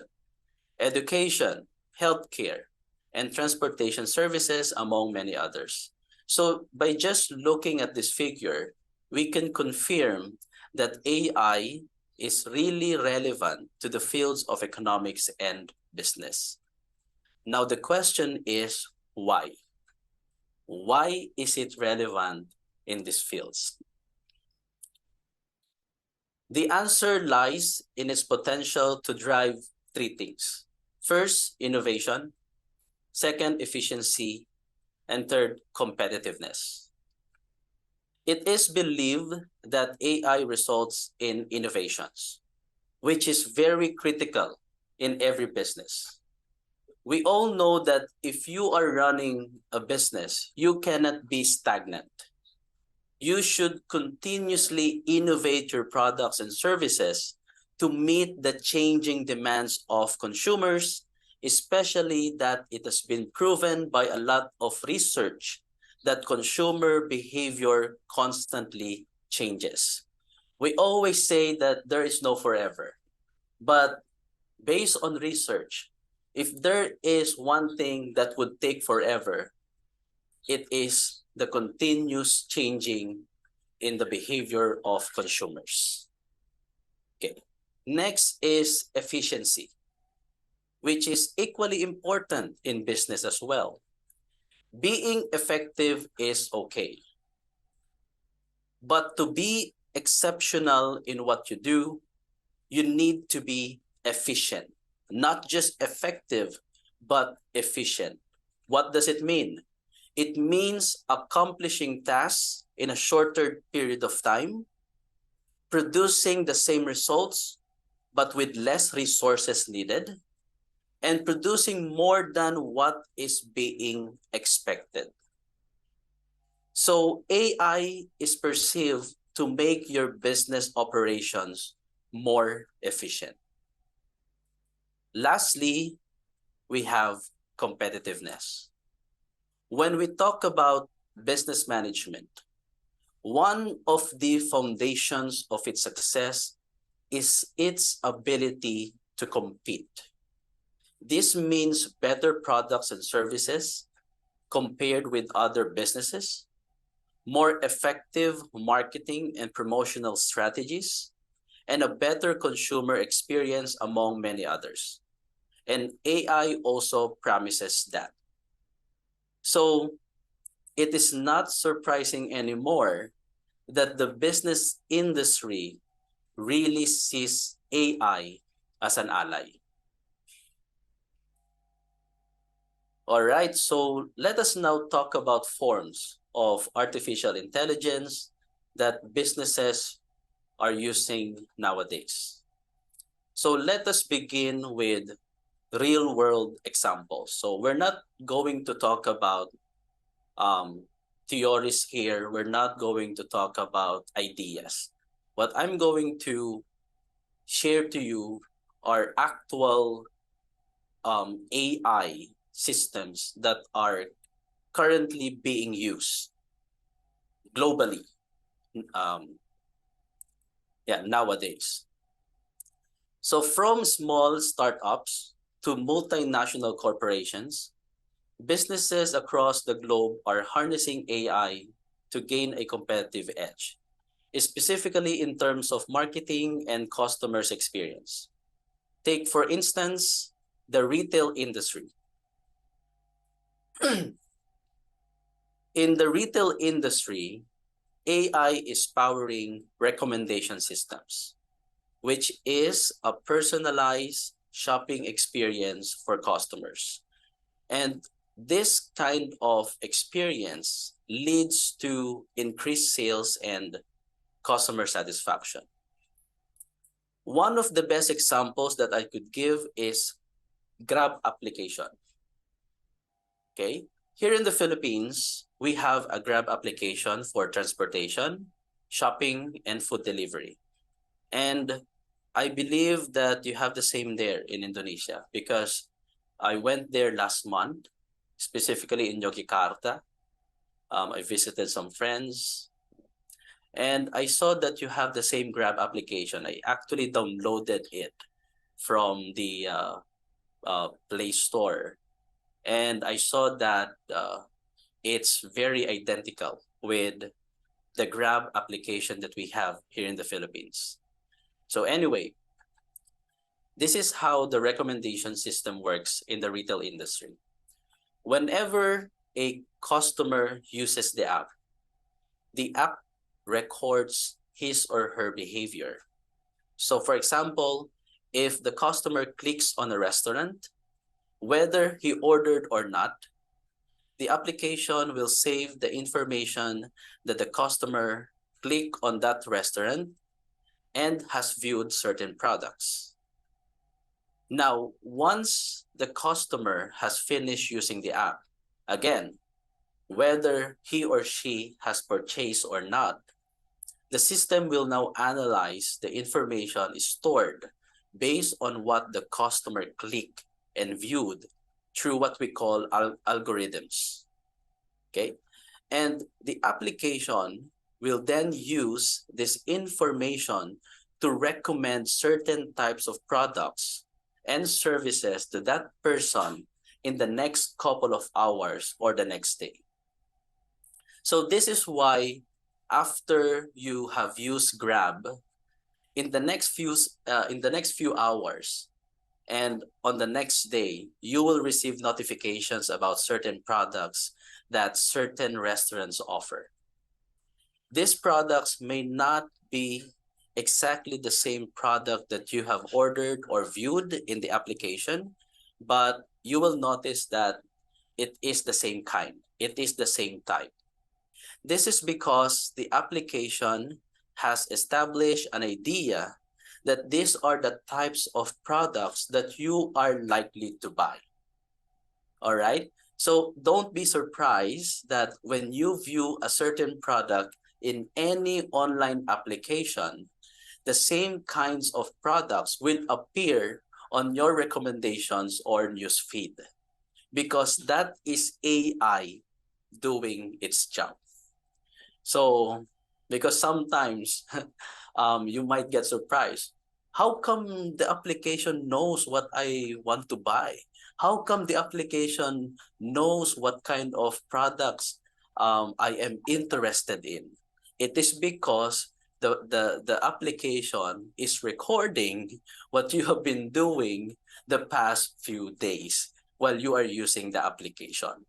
And it is now using to capture your interests.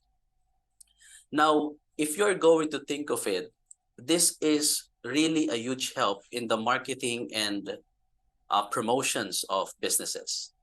Simply because instead of having a person monitoring the behavior of users of that application, which is quite impossible since there could be a lot of people using the application simultaneously, businesses only need the online system to do the monitoring, or basically to do that job for them. All right. Another area where AI has been a huge help for business is in customer service, particularly in terms of communication. Okay. Many businesses nowadays are using chatbots or virtual assistants. I'm sure that this is not new to all of you. Okay, so let me just reiterate what chatbots are, so that all of us could be reminded about their existence. So chatbots, my dear listeners, are AI-driven tools that handle routine, that's the keyword, routine, customer inquiries 24/7. So these chatbots do not sleep, unlike humans. They are available to answer queries in businesses 24 hours a day, 7 days a week. So this ensures a seamless customer service experience, simply because they can provide quick responses, and they can also escalate complex issues to human agents, but only when necessary.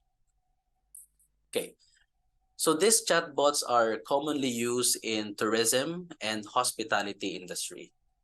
If you have stayed in a hotel before and you have made your reservation or inquiry through their websites, you probably have experienced chatting with a chatbot.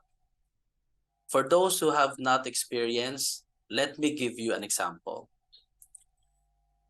For example, at the bottom of the website of a very popular hotel here in Manila, here in the Philippines, there is a chat box. Okay, so imagine a website, and then at the bottom of the page, there is a chat box. Okay. And when you click on that chat box, there will be a number of questions that will appear. You are not yet typing anything. Just click on the chat box, and when it opens, you could already see a number of questions on the screen. And if you are there to ask any of those questions, you may just click on that question and an answer will be provided to you immediately. We're not talking about 5 minutes, we're not talking about 3 minutes, but immediately. By just clicking it, it will appear already. So you might wonder, how come the answer was given very quickly? That is because you are chatting with a chatbot that has already a prepared answer for any of those frequently asked questions. You are not talking to a human being anymore. As a matter of fact, you can already make a reservation in the hotel without talking to a person.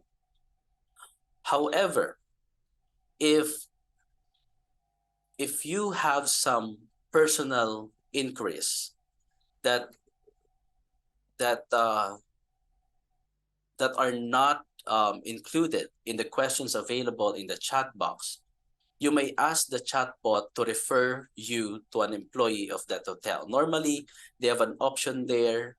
If you have some personal inquiries, you just need to click on the button that says refer to a human.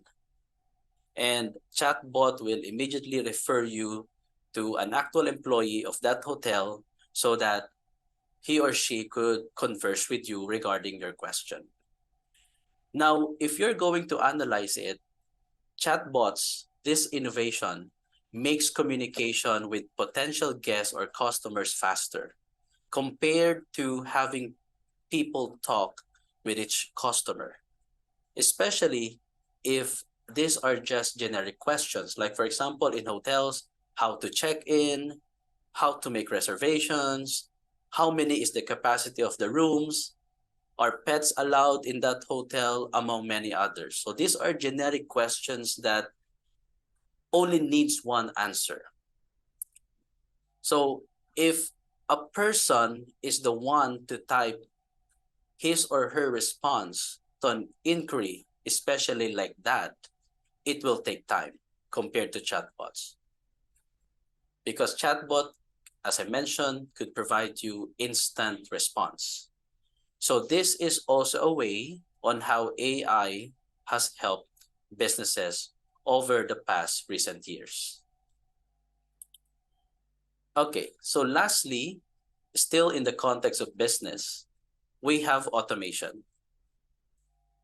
Automation involves machines that are utilized to make processes seamless or easier, faster, without any hassle. These machines vary in size. There are big ones like what we can see in the manufacturing industry. There are also small ones that are utilized in businesses with smaller operations. I have three real-world examples here. So these are existing already. We have some of this in the Philippines. I believe that some companies in Indonesia are also using some of this already. Also in Singapore, in Japan, in the US, and in European countries. So first, we have automation in the manufacturing industry. So automation in the manufacturing industry is the picture that you could see at the top of this slide. The one with the red toy. Okay. So, for example, if before in a toy factory, people are the ones putting together the various parts of a toy. Nowadays, because of the introduction of AI, it is now machines that are working to make these toys. Normally, there will still be people to start or turn on the machines, but after that, they will just supervise and let the machines do the work.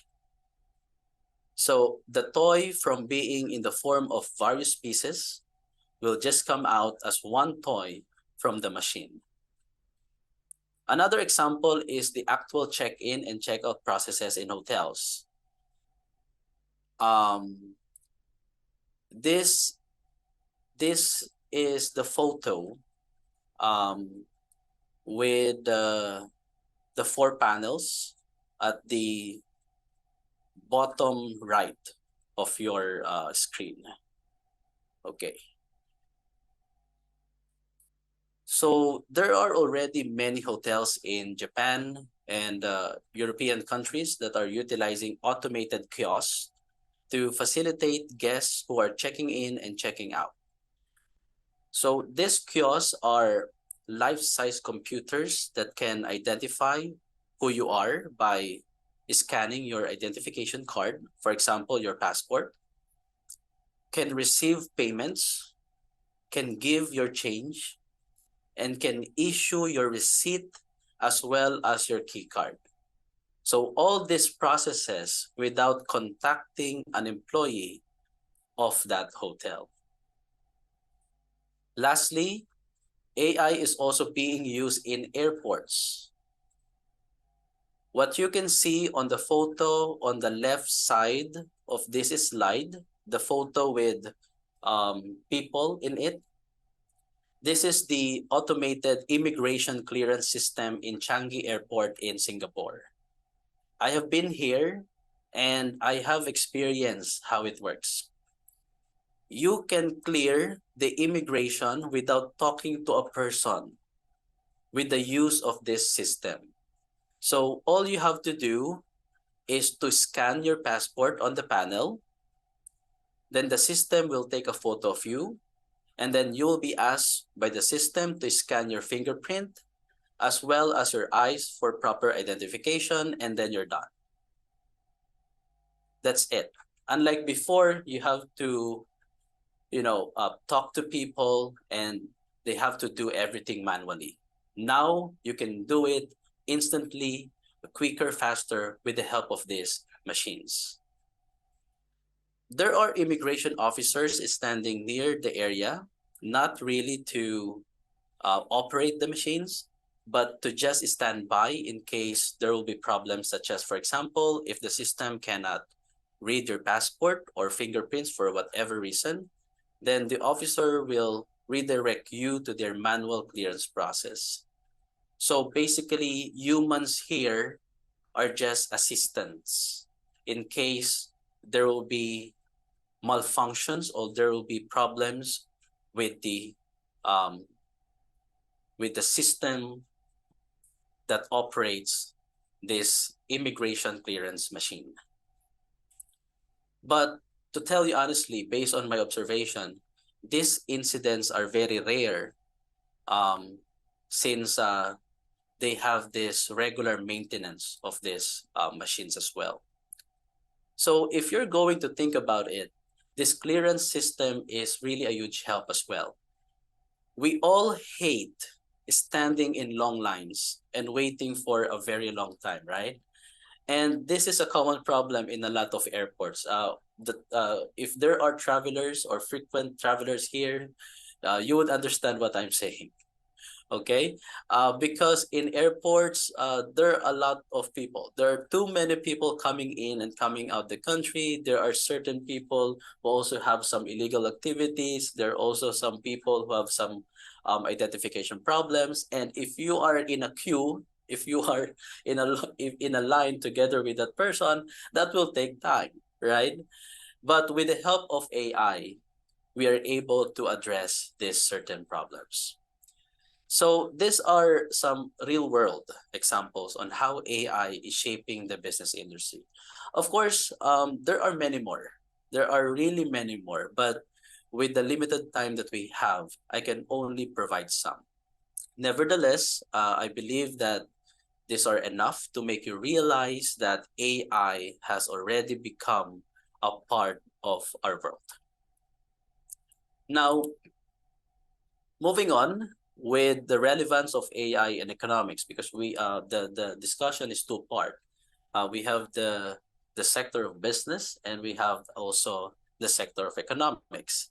Okay, so let's talk about now the relevance of AI in the context of economics. To be frank, the integration of AI in economics is still in its early stages, and there is much room for growth. However, if there is one sector that has been heavily utilizing AI in this field, this is the financial market. Okay? AI in terms of financial market analysis has played a crucial role in many areas, such as, for example, credit card and loans processing, detecting fraud, managing investment risk, stock market predictions, and personalized banking experience, among many others.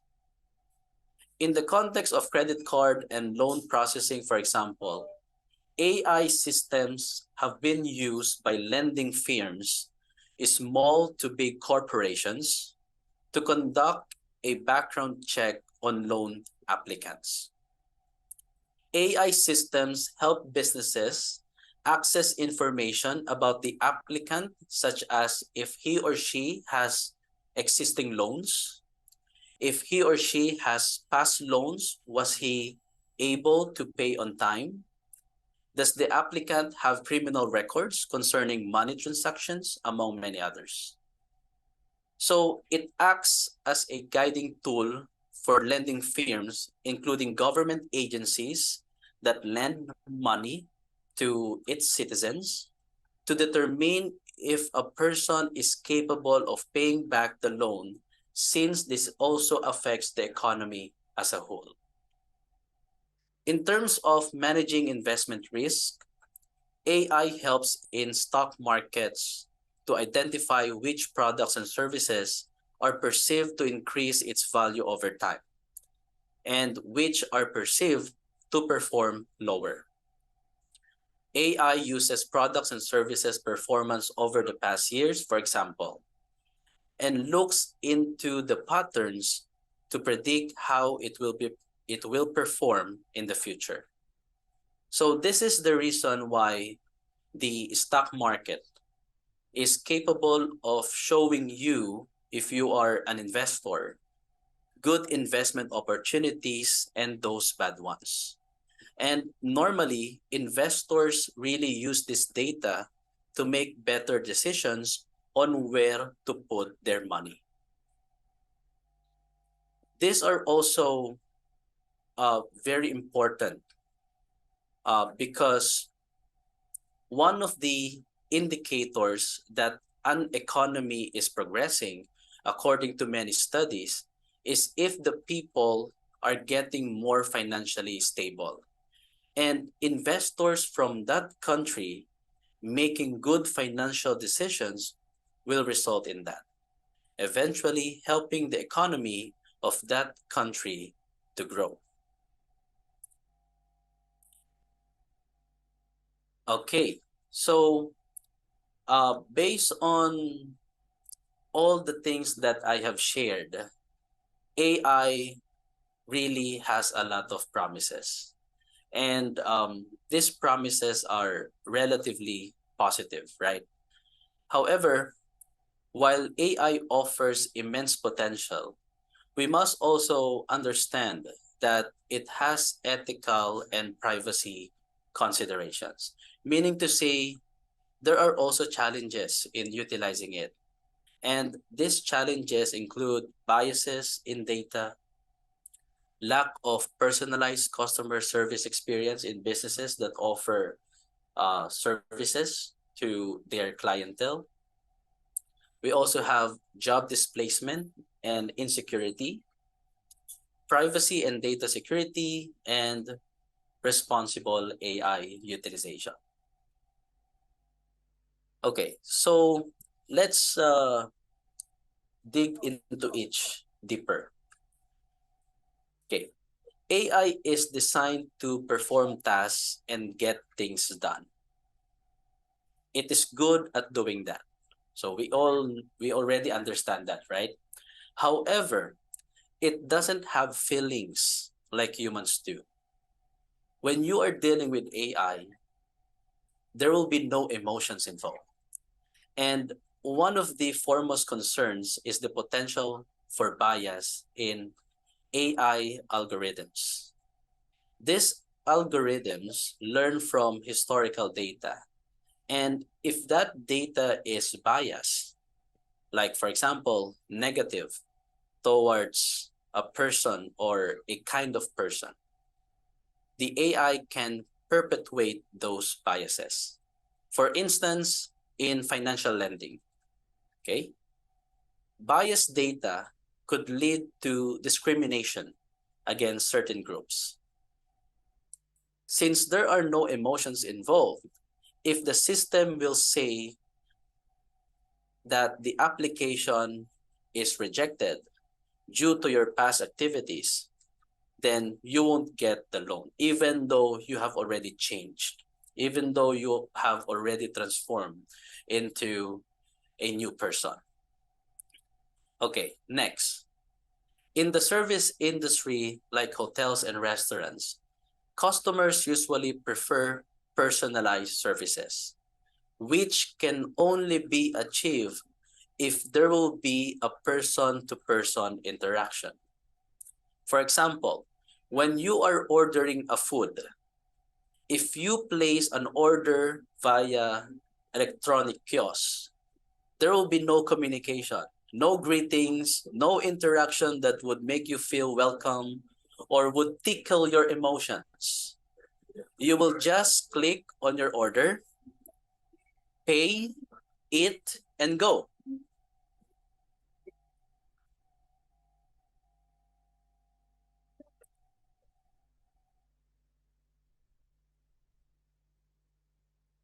My apologies for that. There is music at the background because it is election period here in the Philippines. So there are campaign vehicles going around. So I'm sorry for that. Anyway, so when you order like in an electronic kiosk, what are you going to do? So you click on your order, you pay, you eat, and you go. Right? There is no relationship being built. There is no communication being built. Unlike when you order over the counter with an employee, there will be conversation. Friendship could be formed. There will be what we call human touch, right? Which is critical, especially if you are a returning customer or especially if you are a frequent customer. Many studies or many research have proven that customer satisfaction is not just due to quality products, but also includes employees' friendliness that makes customers feel welcome and comfortable. So this is something that AI cannot provide. Okay, so next, job displacement and insecurity, which I think is one of the most important to talk about, especially for the students who are with us today. AI is often perceived as a threat to humans in terms of employment, right? We always hear it since Industrial Revolution 4.0. The question is, will AI replace humans in certain jobs? That's the big question. Unfortunately, the answer is yes and no. Okay, I'm being factual here. Let's face the reality. Okay, the answer is yes and no. Yes, there are certain jobs that humans can be replaced by AI. But no, because not all jobs can be performed by AI. There are two kinds of artificial intelligence. We have the weak and strong. Weak AI are systems designed to work on a particular task like voice recognition, text analysis, and data computation, but cannot work without human interaction. So it still needs humans for it to operate. Let us just let the vehicles pass before I continue. Okay, my apologies again for that. Okay, so yeah, we have weak AIs that they can do tasks, but they still need humans to to to function, okay, for it to work. Meanwhile, we have strong AI that is designed with generalized human cognitive abilities. What does it mean? It means that it can solve tasks and make decisions without human interventions. Like, for example, self-driving cars. Have you heard about that? Have you heard that there are already some self-driving cars, particularly in some parts of the United States of America? Yes. So you heard it correct. There are already some self-driving cars. We're talking about no drivers at all. And it has the ability to take you from one destination to another. So it seems like it has its own mind that helps identify road signs. You will be surprised when you book a self-driving car for your Grab transportation. It can actually identify road signs. It can prevent hitting road obstacles like pedestrians, and it knows where to go. It can read directions. However, since I mentioned that we only have very few technologies like this, and it is really limited to those found in the US as of the moment, we can say that we are still in the process of mastering these kinds of AI. So we have not yet mastered how it can really be done perfectly. Okay, next is privacy and data security. This was a problem in many government agencies when we started to digitize records of people. I don't know in Indonesia, but in the Philippines, if you want to buy a SIM card for your cell phone, you have to register it. So we have that kind of policy in the Philippines. And before you get to register your SIM card, you have to upload your personal photo, you have to sign an electronic form, and you have to provide a copy of your government-issued identification card, for example, a passport or a tax declaration ID, a national ID, some things like that. Any identification that will prove that you are a real human being and you are really a Filipino. Okay.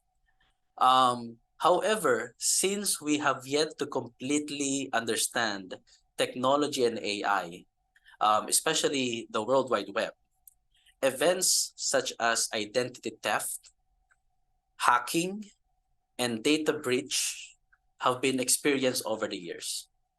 As a matter of fact, just this year,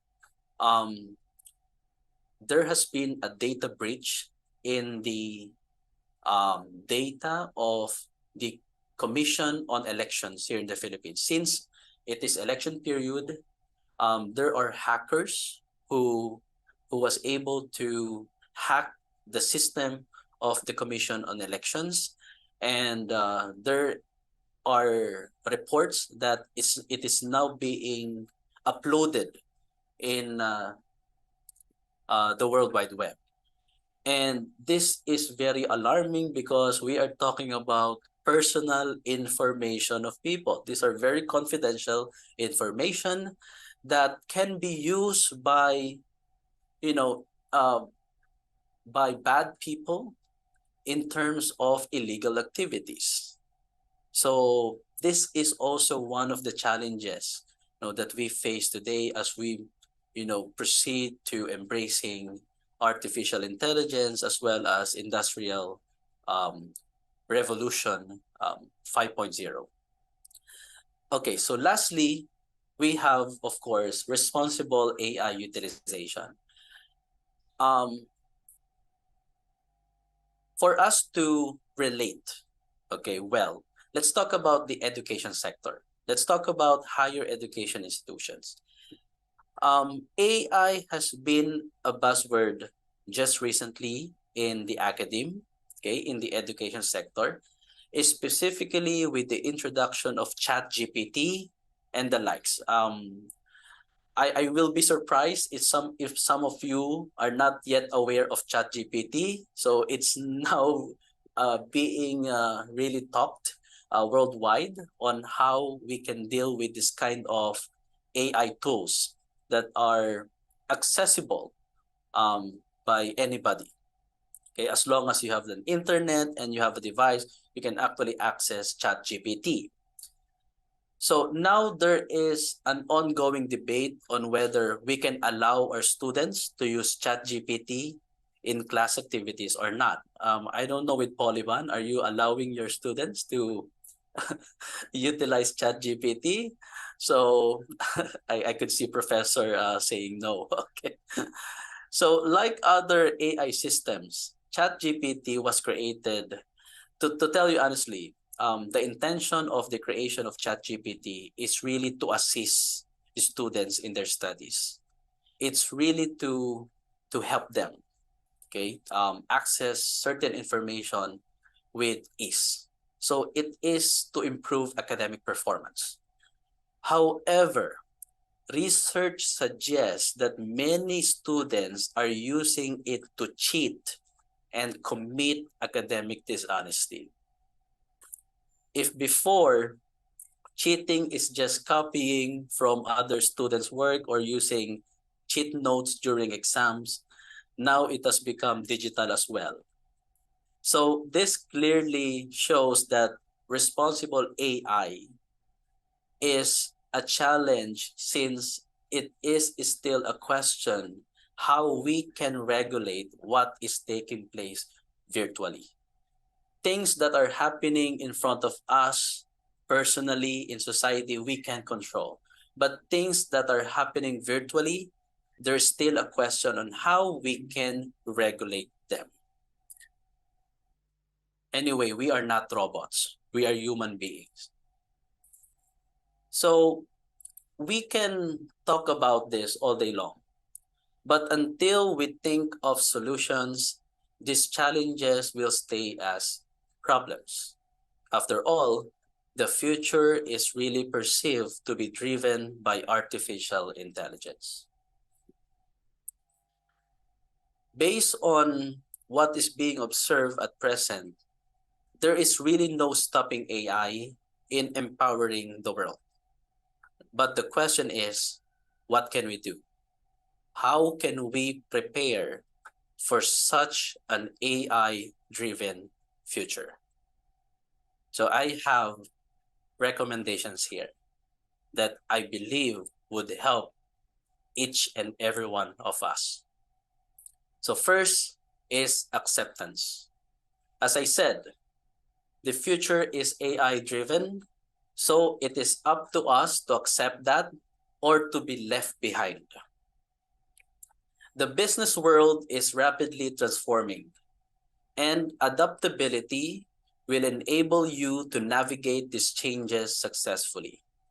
So when I say adaptability, this means not only embracing new technologies like AI, but also being receptive to different working environments and business models.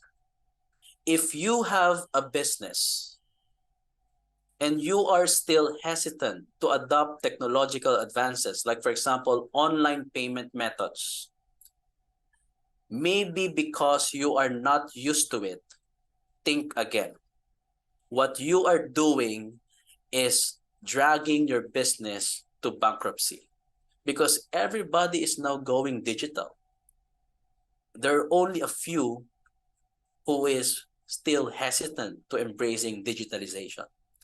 So you must now accept that fact. You must understand that you have to embrace human AI partnership. Next is the need for us to equip ourselves with knowledge and skills in AI. Firstly, understanding the basics of AI is essential, like what we are doing right now. This is kudos to Poliban for making this event happen, because this kind of events will really expose your students to the basics of AI. So whether you are a business leader, an economist, or a student, having a foundational knowledge of AI and its application is becoming increasingly valuable. Beyond that, skills in data analysis, data science, and programming are highly relevant. So whether you are in business or in economics, I suggest you also study computer science, even just the basics. You don't have to be an expert. That will take quite some time. But for you to be aware of how things are done, that could give you already an advantage. You have to understand that these skills are not just for data scientists. They are valuable also for business professionals and economists. I want you to remember this. Data literacy is the new literacy in the AI era. Okay, next, we have developing interdisciplinary skills. As I mentioned earlier, in some jobs, AI is really a threat to humans. So it is important that we equip ourselves with knowledge and skills that are beyond what we know today. You should consider acquiring interdisciplinary skills. Like for example, if you are an economist, learn about other fields like business, education, information technology, and communication, for example. If you are in business, delve into other fields that would improve your overall ability, such as your interpersonal and soft skills. Cross-disciplinary knowledge can be a powerful asset in an AI-driven world. It is not enough anymore that you are a master of one. You have to remember this. You have to take note of this, everyone. It is not enough anymore that you are a master of one. It is now better to be knowledgeable in various areas. Also, it is not enough that you know how to do the job. You need to have skills that AI doesn't have, such as interpersonal skills, building relationship with your clients, being able to handle guest complaints, people management, and leadership, among many others. So if you are an expert in how to do certain jobs, try to develop other skills that AI cannot do, so that you can be seen by employers as still competitive, even though the world has changed already majorly. Okay, so let us not be angry at AI. Let us not see them as a threat. Instead, let's compete let's capacitate ourselves so that we can still be seen by our colleagues, by managers, by our potential employers as still competitive. That's the secret. Don't pity yourselves and think that, oh, the world is becoming AI, we cannot do it, we will be jobless. Don't think of that. Develop yourselves and be better. That's the secret. Finally, educational institutions. This is particularly for Poliban and other educational institutions out there. Educational institutions should also embrace the idea of an AI-driven future. So this is the exact reason why we are saying that there should be a transformation of vocational business and economics education, which is actually the theme that, that we have for this event. If the business and economics landscape, the industry where our graduates are bound to enter, is driven by AI, then academic institutions should begin incorporating AI in their curriculum. Look at your curriculum, educational institutions. If there is no AI-oriented topics there, then you are now being left behind. Okay?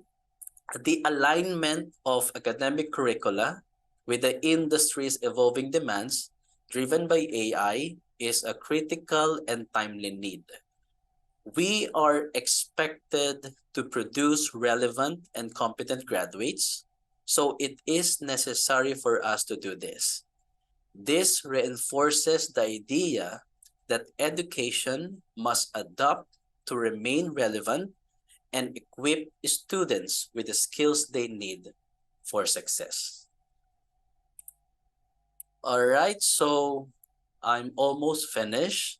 As we conclude, I want to provide you with these takeaways from my talk today.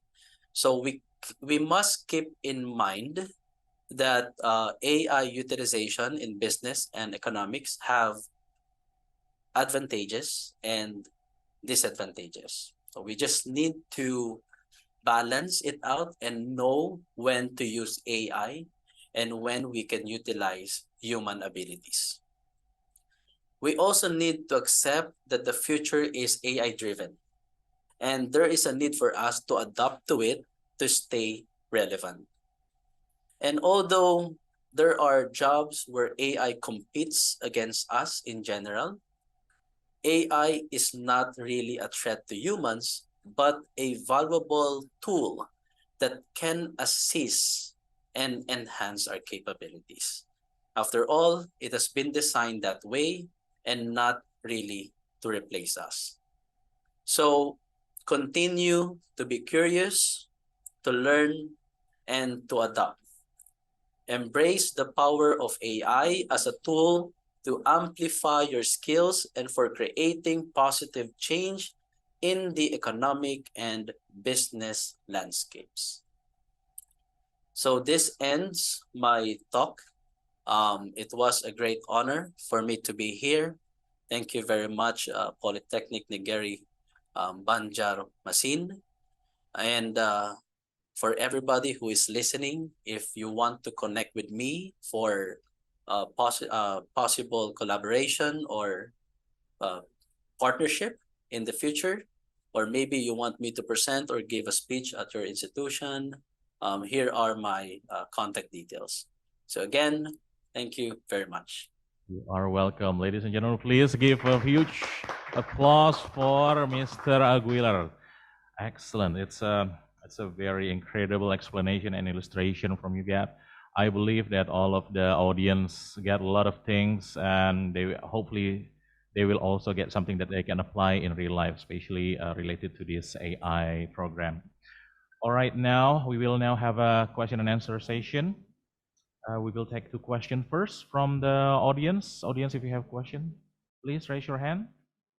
From Ibu Andriani. Ibu Andriani, would you please unmute yourself and turn your... Yes, thank you. Can you hear me? Yes, we can. Okay, thank you. Can you hear me clearly? Yes, Ibu, you can proceed to your question. Yes, thank you. Okay, I'm sorry I did not turn on my video because of some connection problem. It's really interesting when we discuss about the benefit of AI, but I haven't heard about how the AI help this people with special needs. You know, there are some, maybe it's not about kind of economics things. Maybe you have some experience. We know there are some group of people in the world with special needs, or some group of people with mental health problem. Maybe you can share your knowledge, or you can share your experience if you know how those group of people may benefit from the AI technology. Thank you. That's my questions. Okay, Thank you very much, Andriani, for that excellent question, which I think is very relevant. I do understand that we are all different and we have different needs, especially our brothers and sisters who have disabilities. Yes, based on my research, Andriani, yes, there are some technological advances that are really designed to help persons with disabilities. Like, for example, there are certain applications that we can now download from our cell phones that have a voice function. For example, if the person who is using a cell phone do not have the ability to see, there are cell phones right now that has voice functions. They can actually talk to the human users on where they are at in the cell phone. So there's no need really to see the screen of the cell phone so that you could understand what you are doing now with the cell phone. So that's one. There are also other functions in some devices that allows them to be more accessible. For example, if you cannot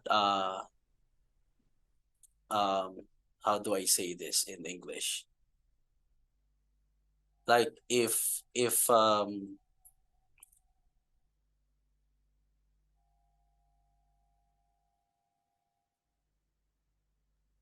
like if you cannot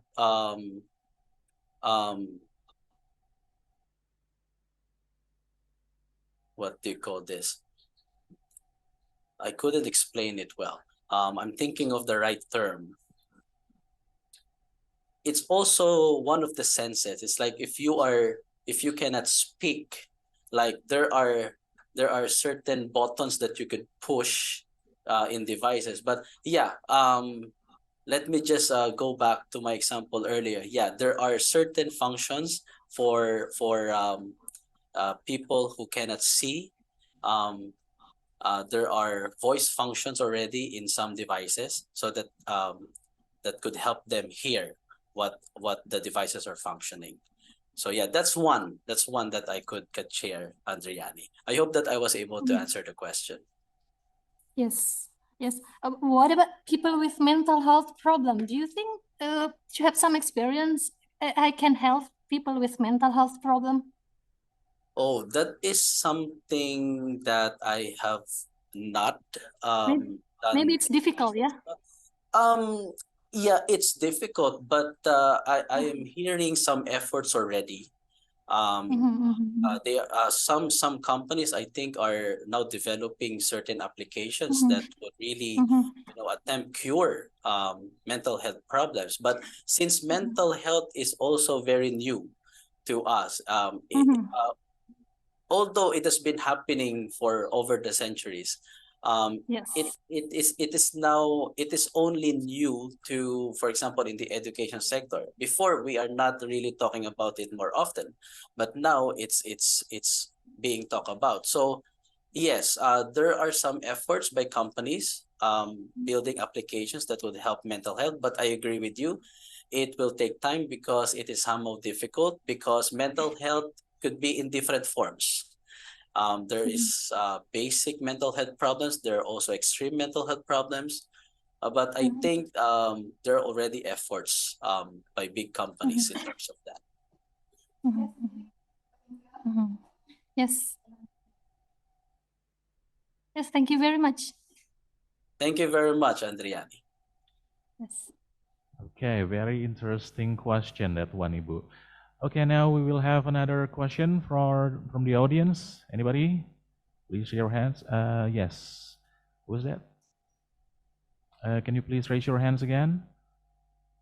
Okay, for Widya. Widya, can you please ask the question and don't forget to unmute yourself first? Is my voice clear?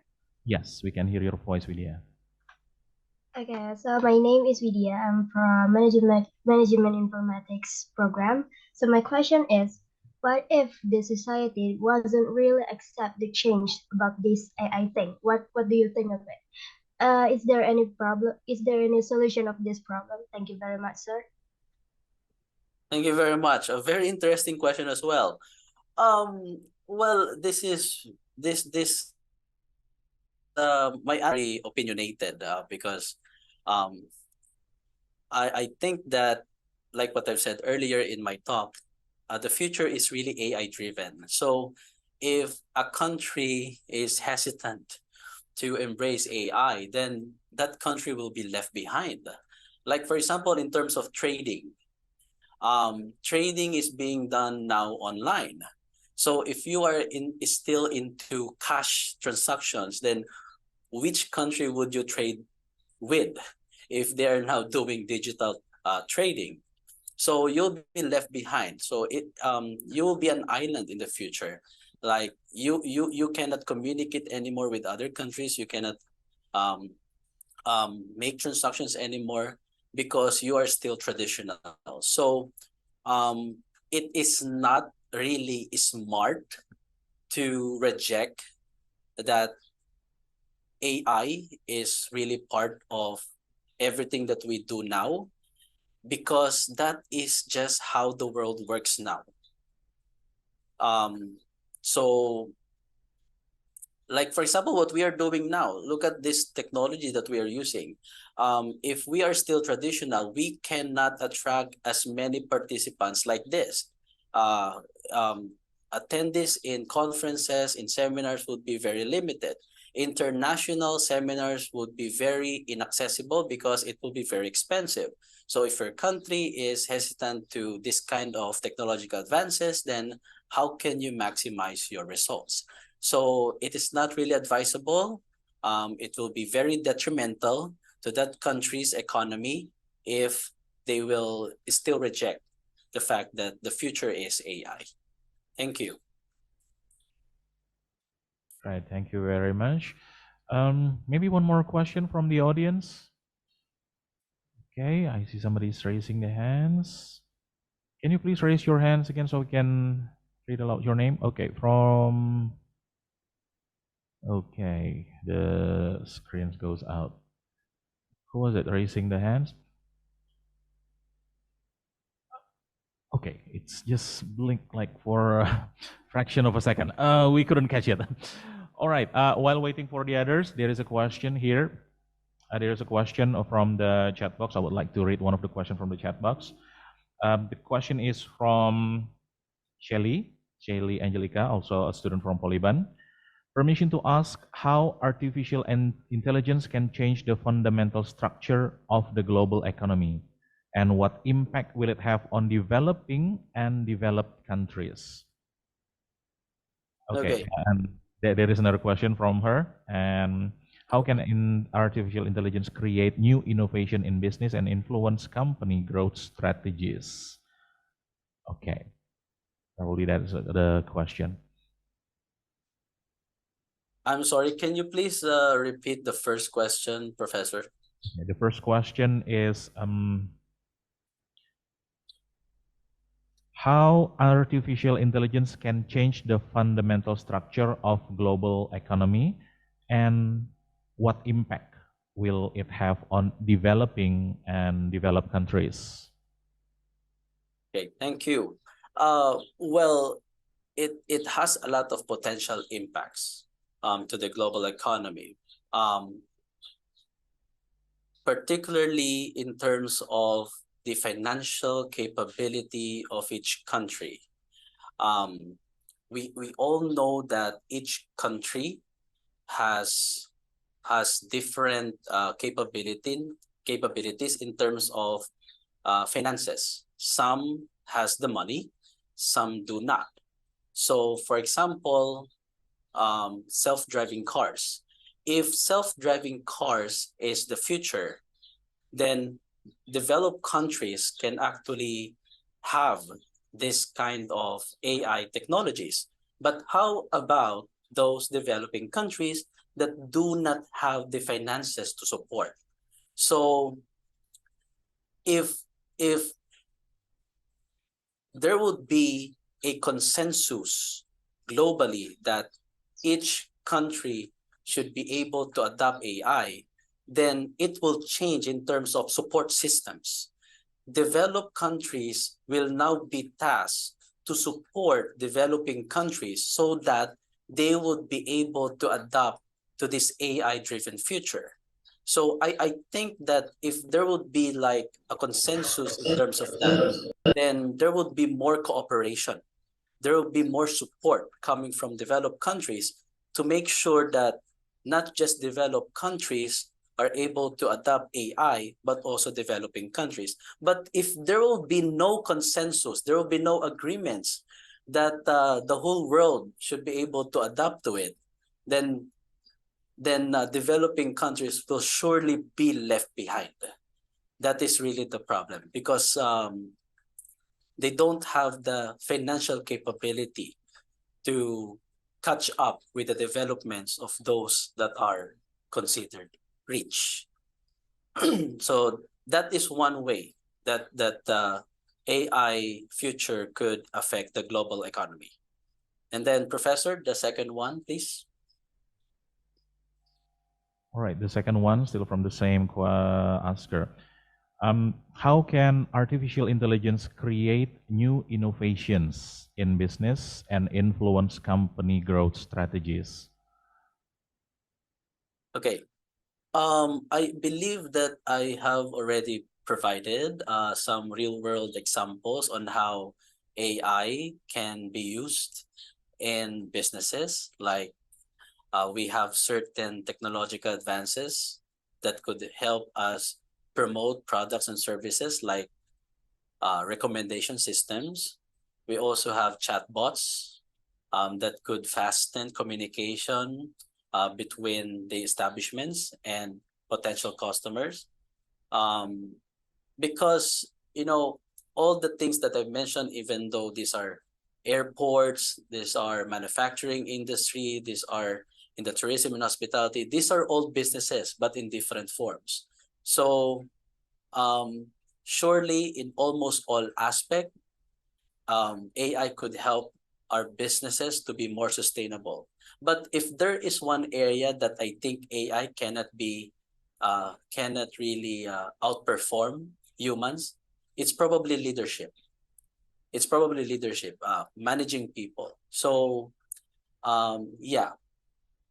in terms of things that are done in terms of routine, AI could help us. But in terms of leadership and people management, I think AI doesn't have that ability to help businesses.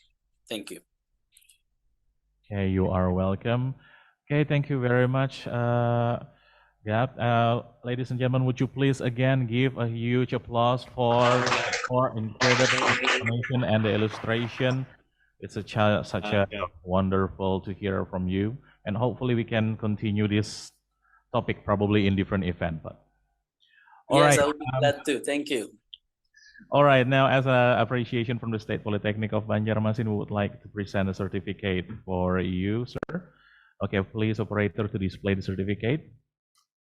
All right, thank you very much again for Mr. Mark Gabriel Wagam Aguilar from Kalayan Educational Foundation Incorporated, Philippines. Thank you very much, sir.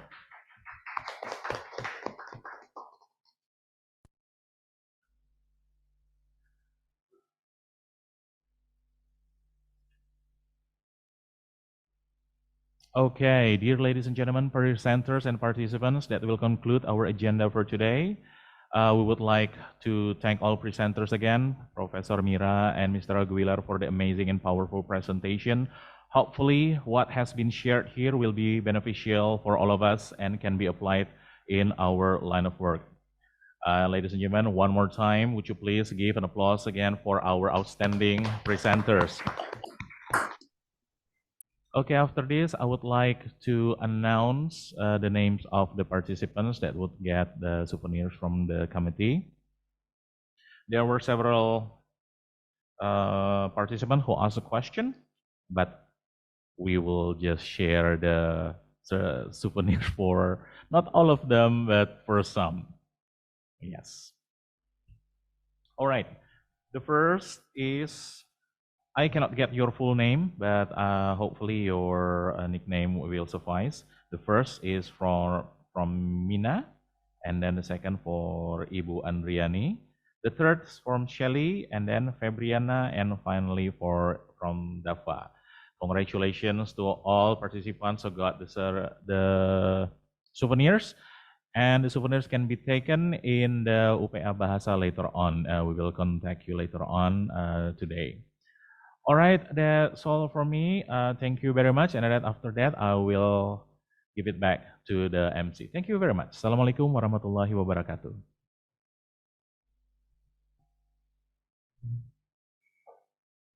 Thank you, Mr. Aldi. That's a great moderator today. Okay, so ladies and gentlemen, this is the end of this international seminar. And on behalf of the committee, we would like once again to express our deepest appreciation to the keynote speakers, Professor Mira Kartiwi and Mr. Mark Gabriel Wagan Aguilar, MBA, for the presentation. We are also thankful to all guests and participants for joining this event. And we look forward to seeing you again in another international event held by the Office of International Affairs of Banjarmasin State Polytechnic. I'm Evi Doyanti. See you again next time. Assalamualaikum warahmatullahi wabarakatuh. Bye-bye, everyone.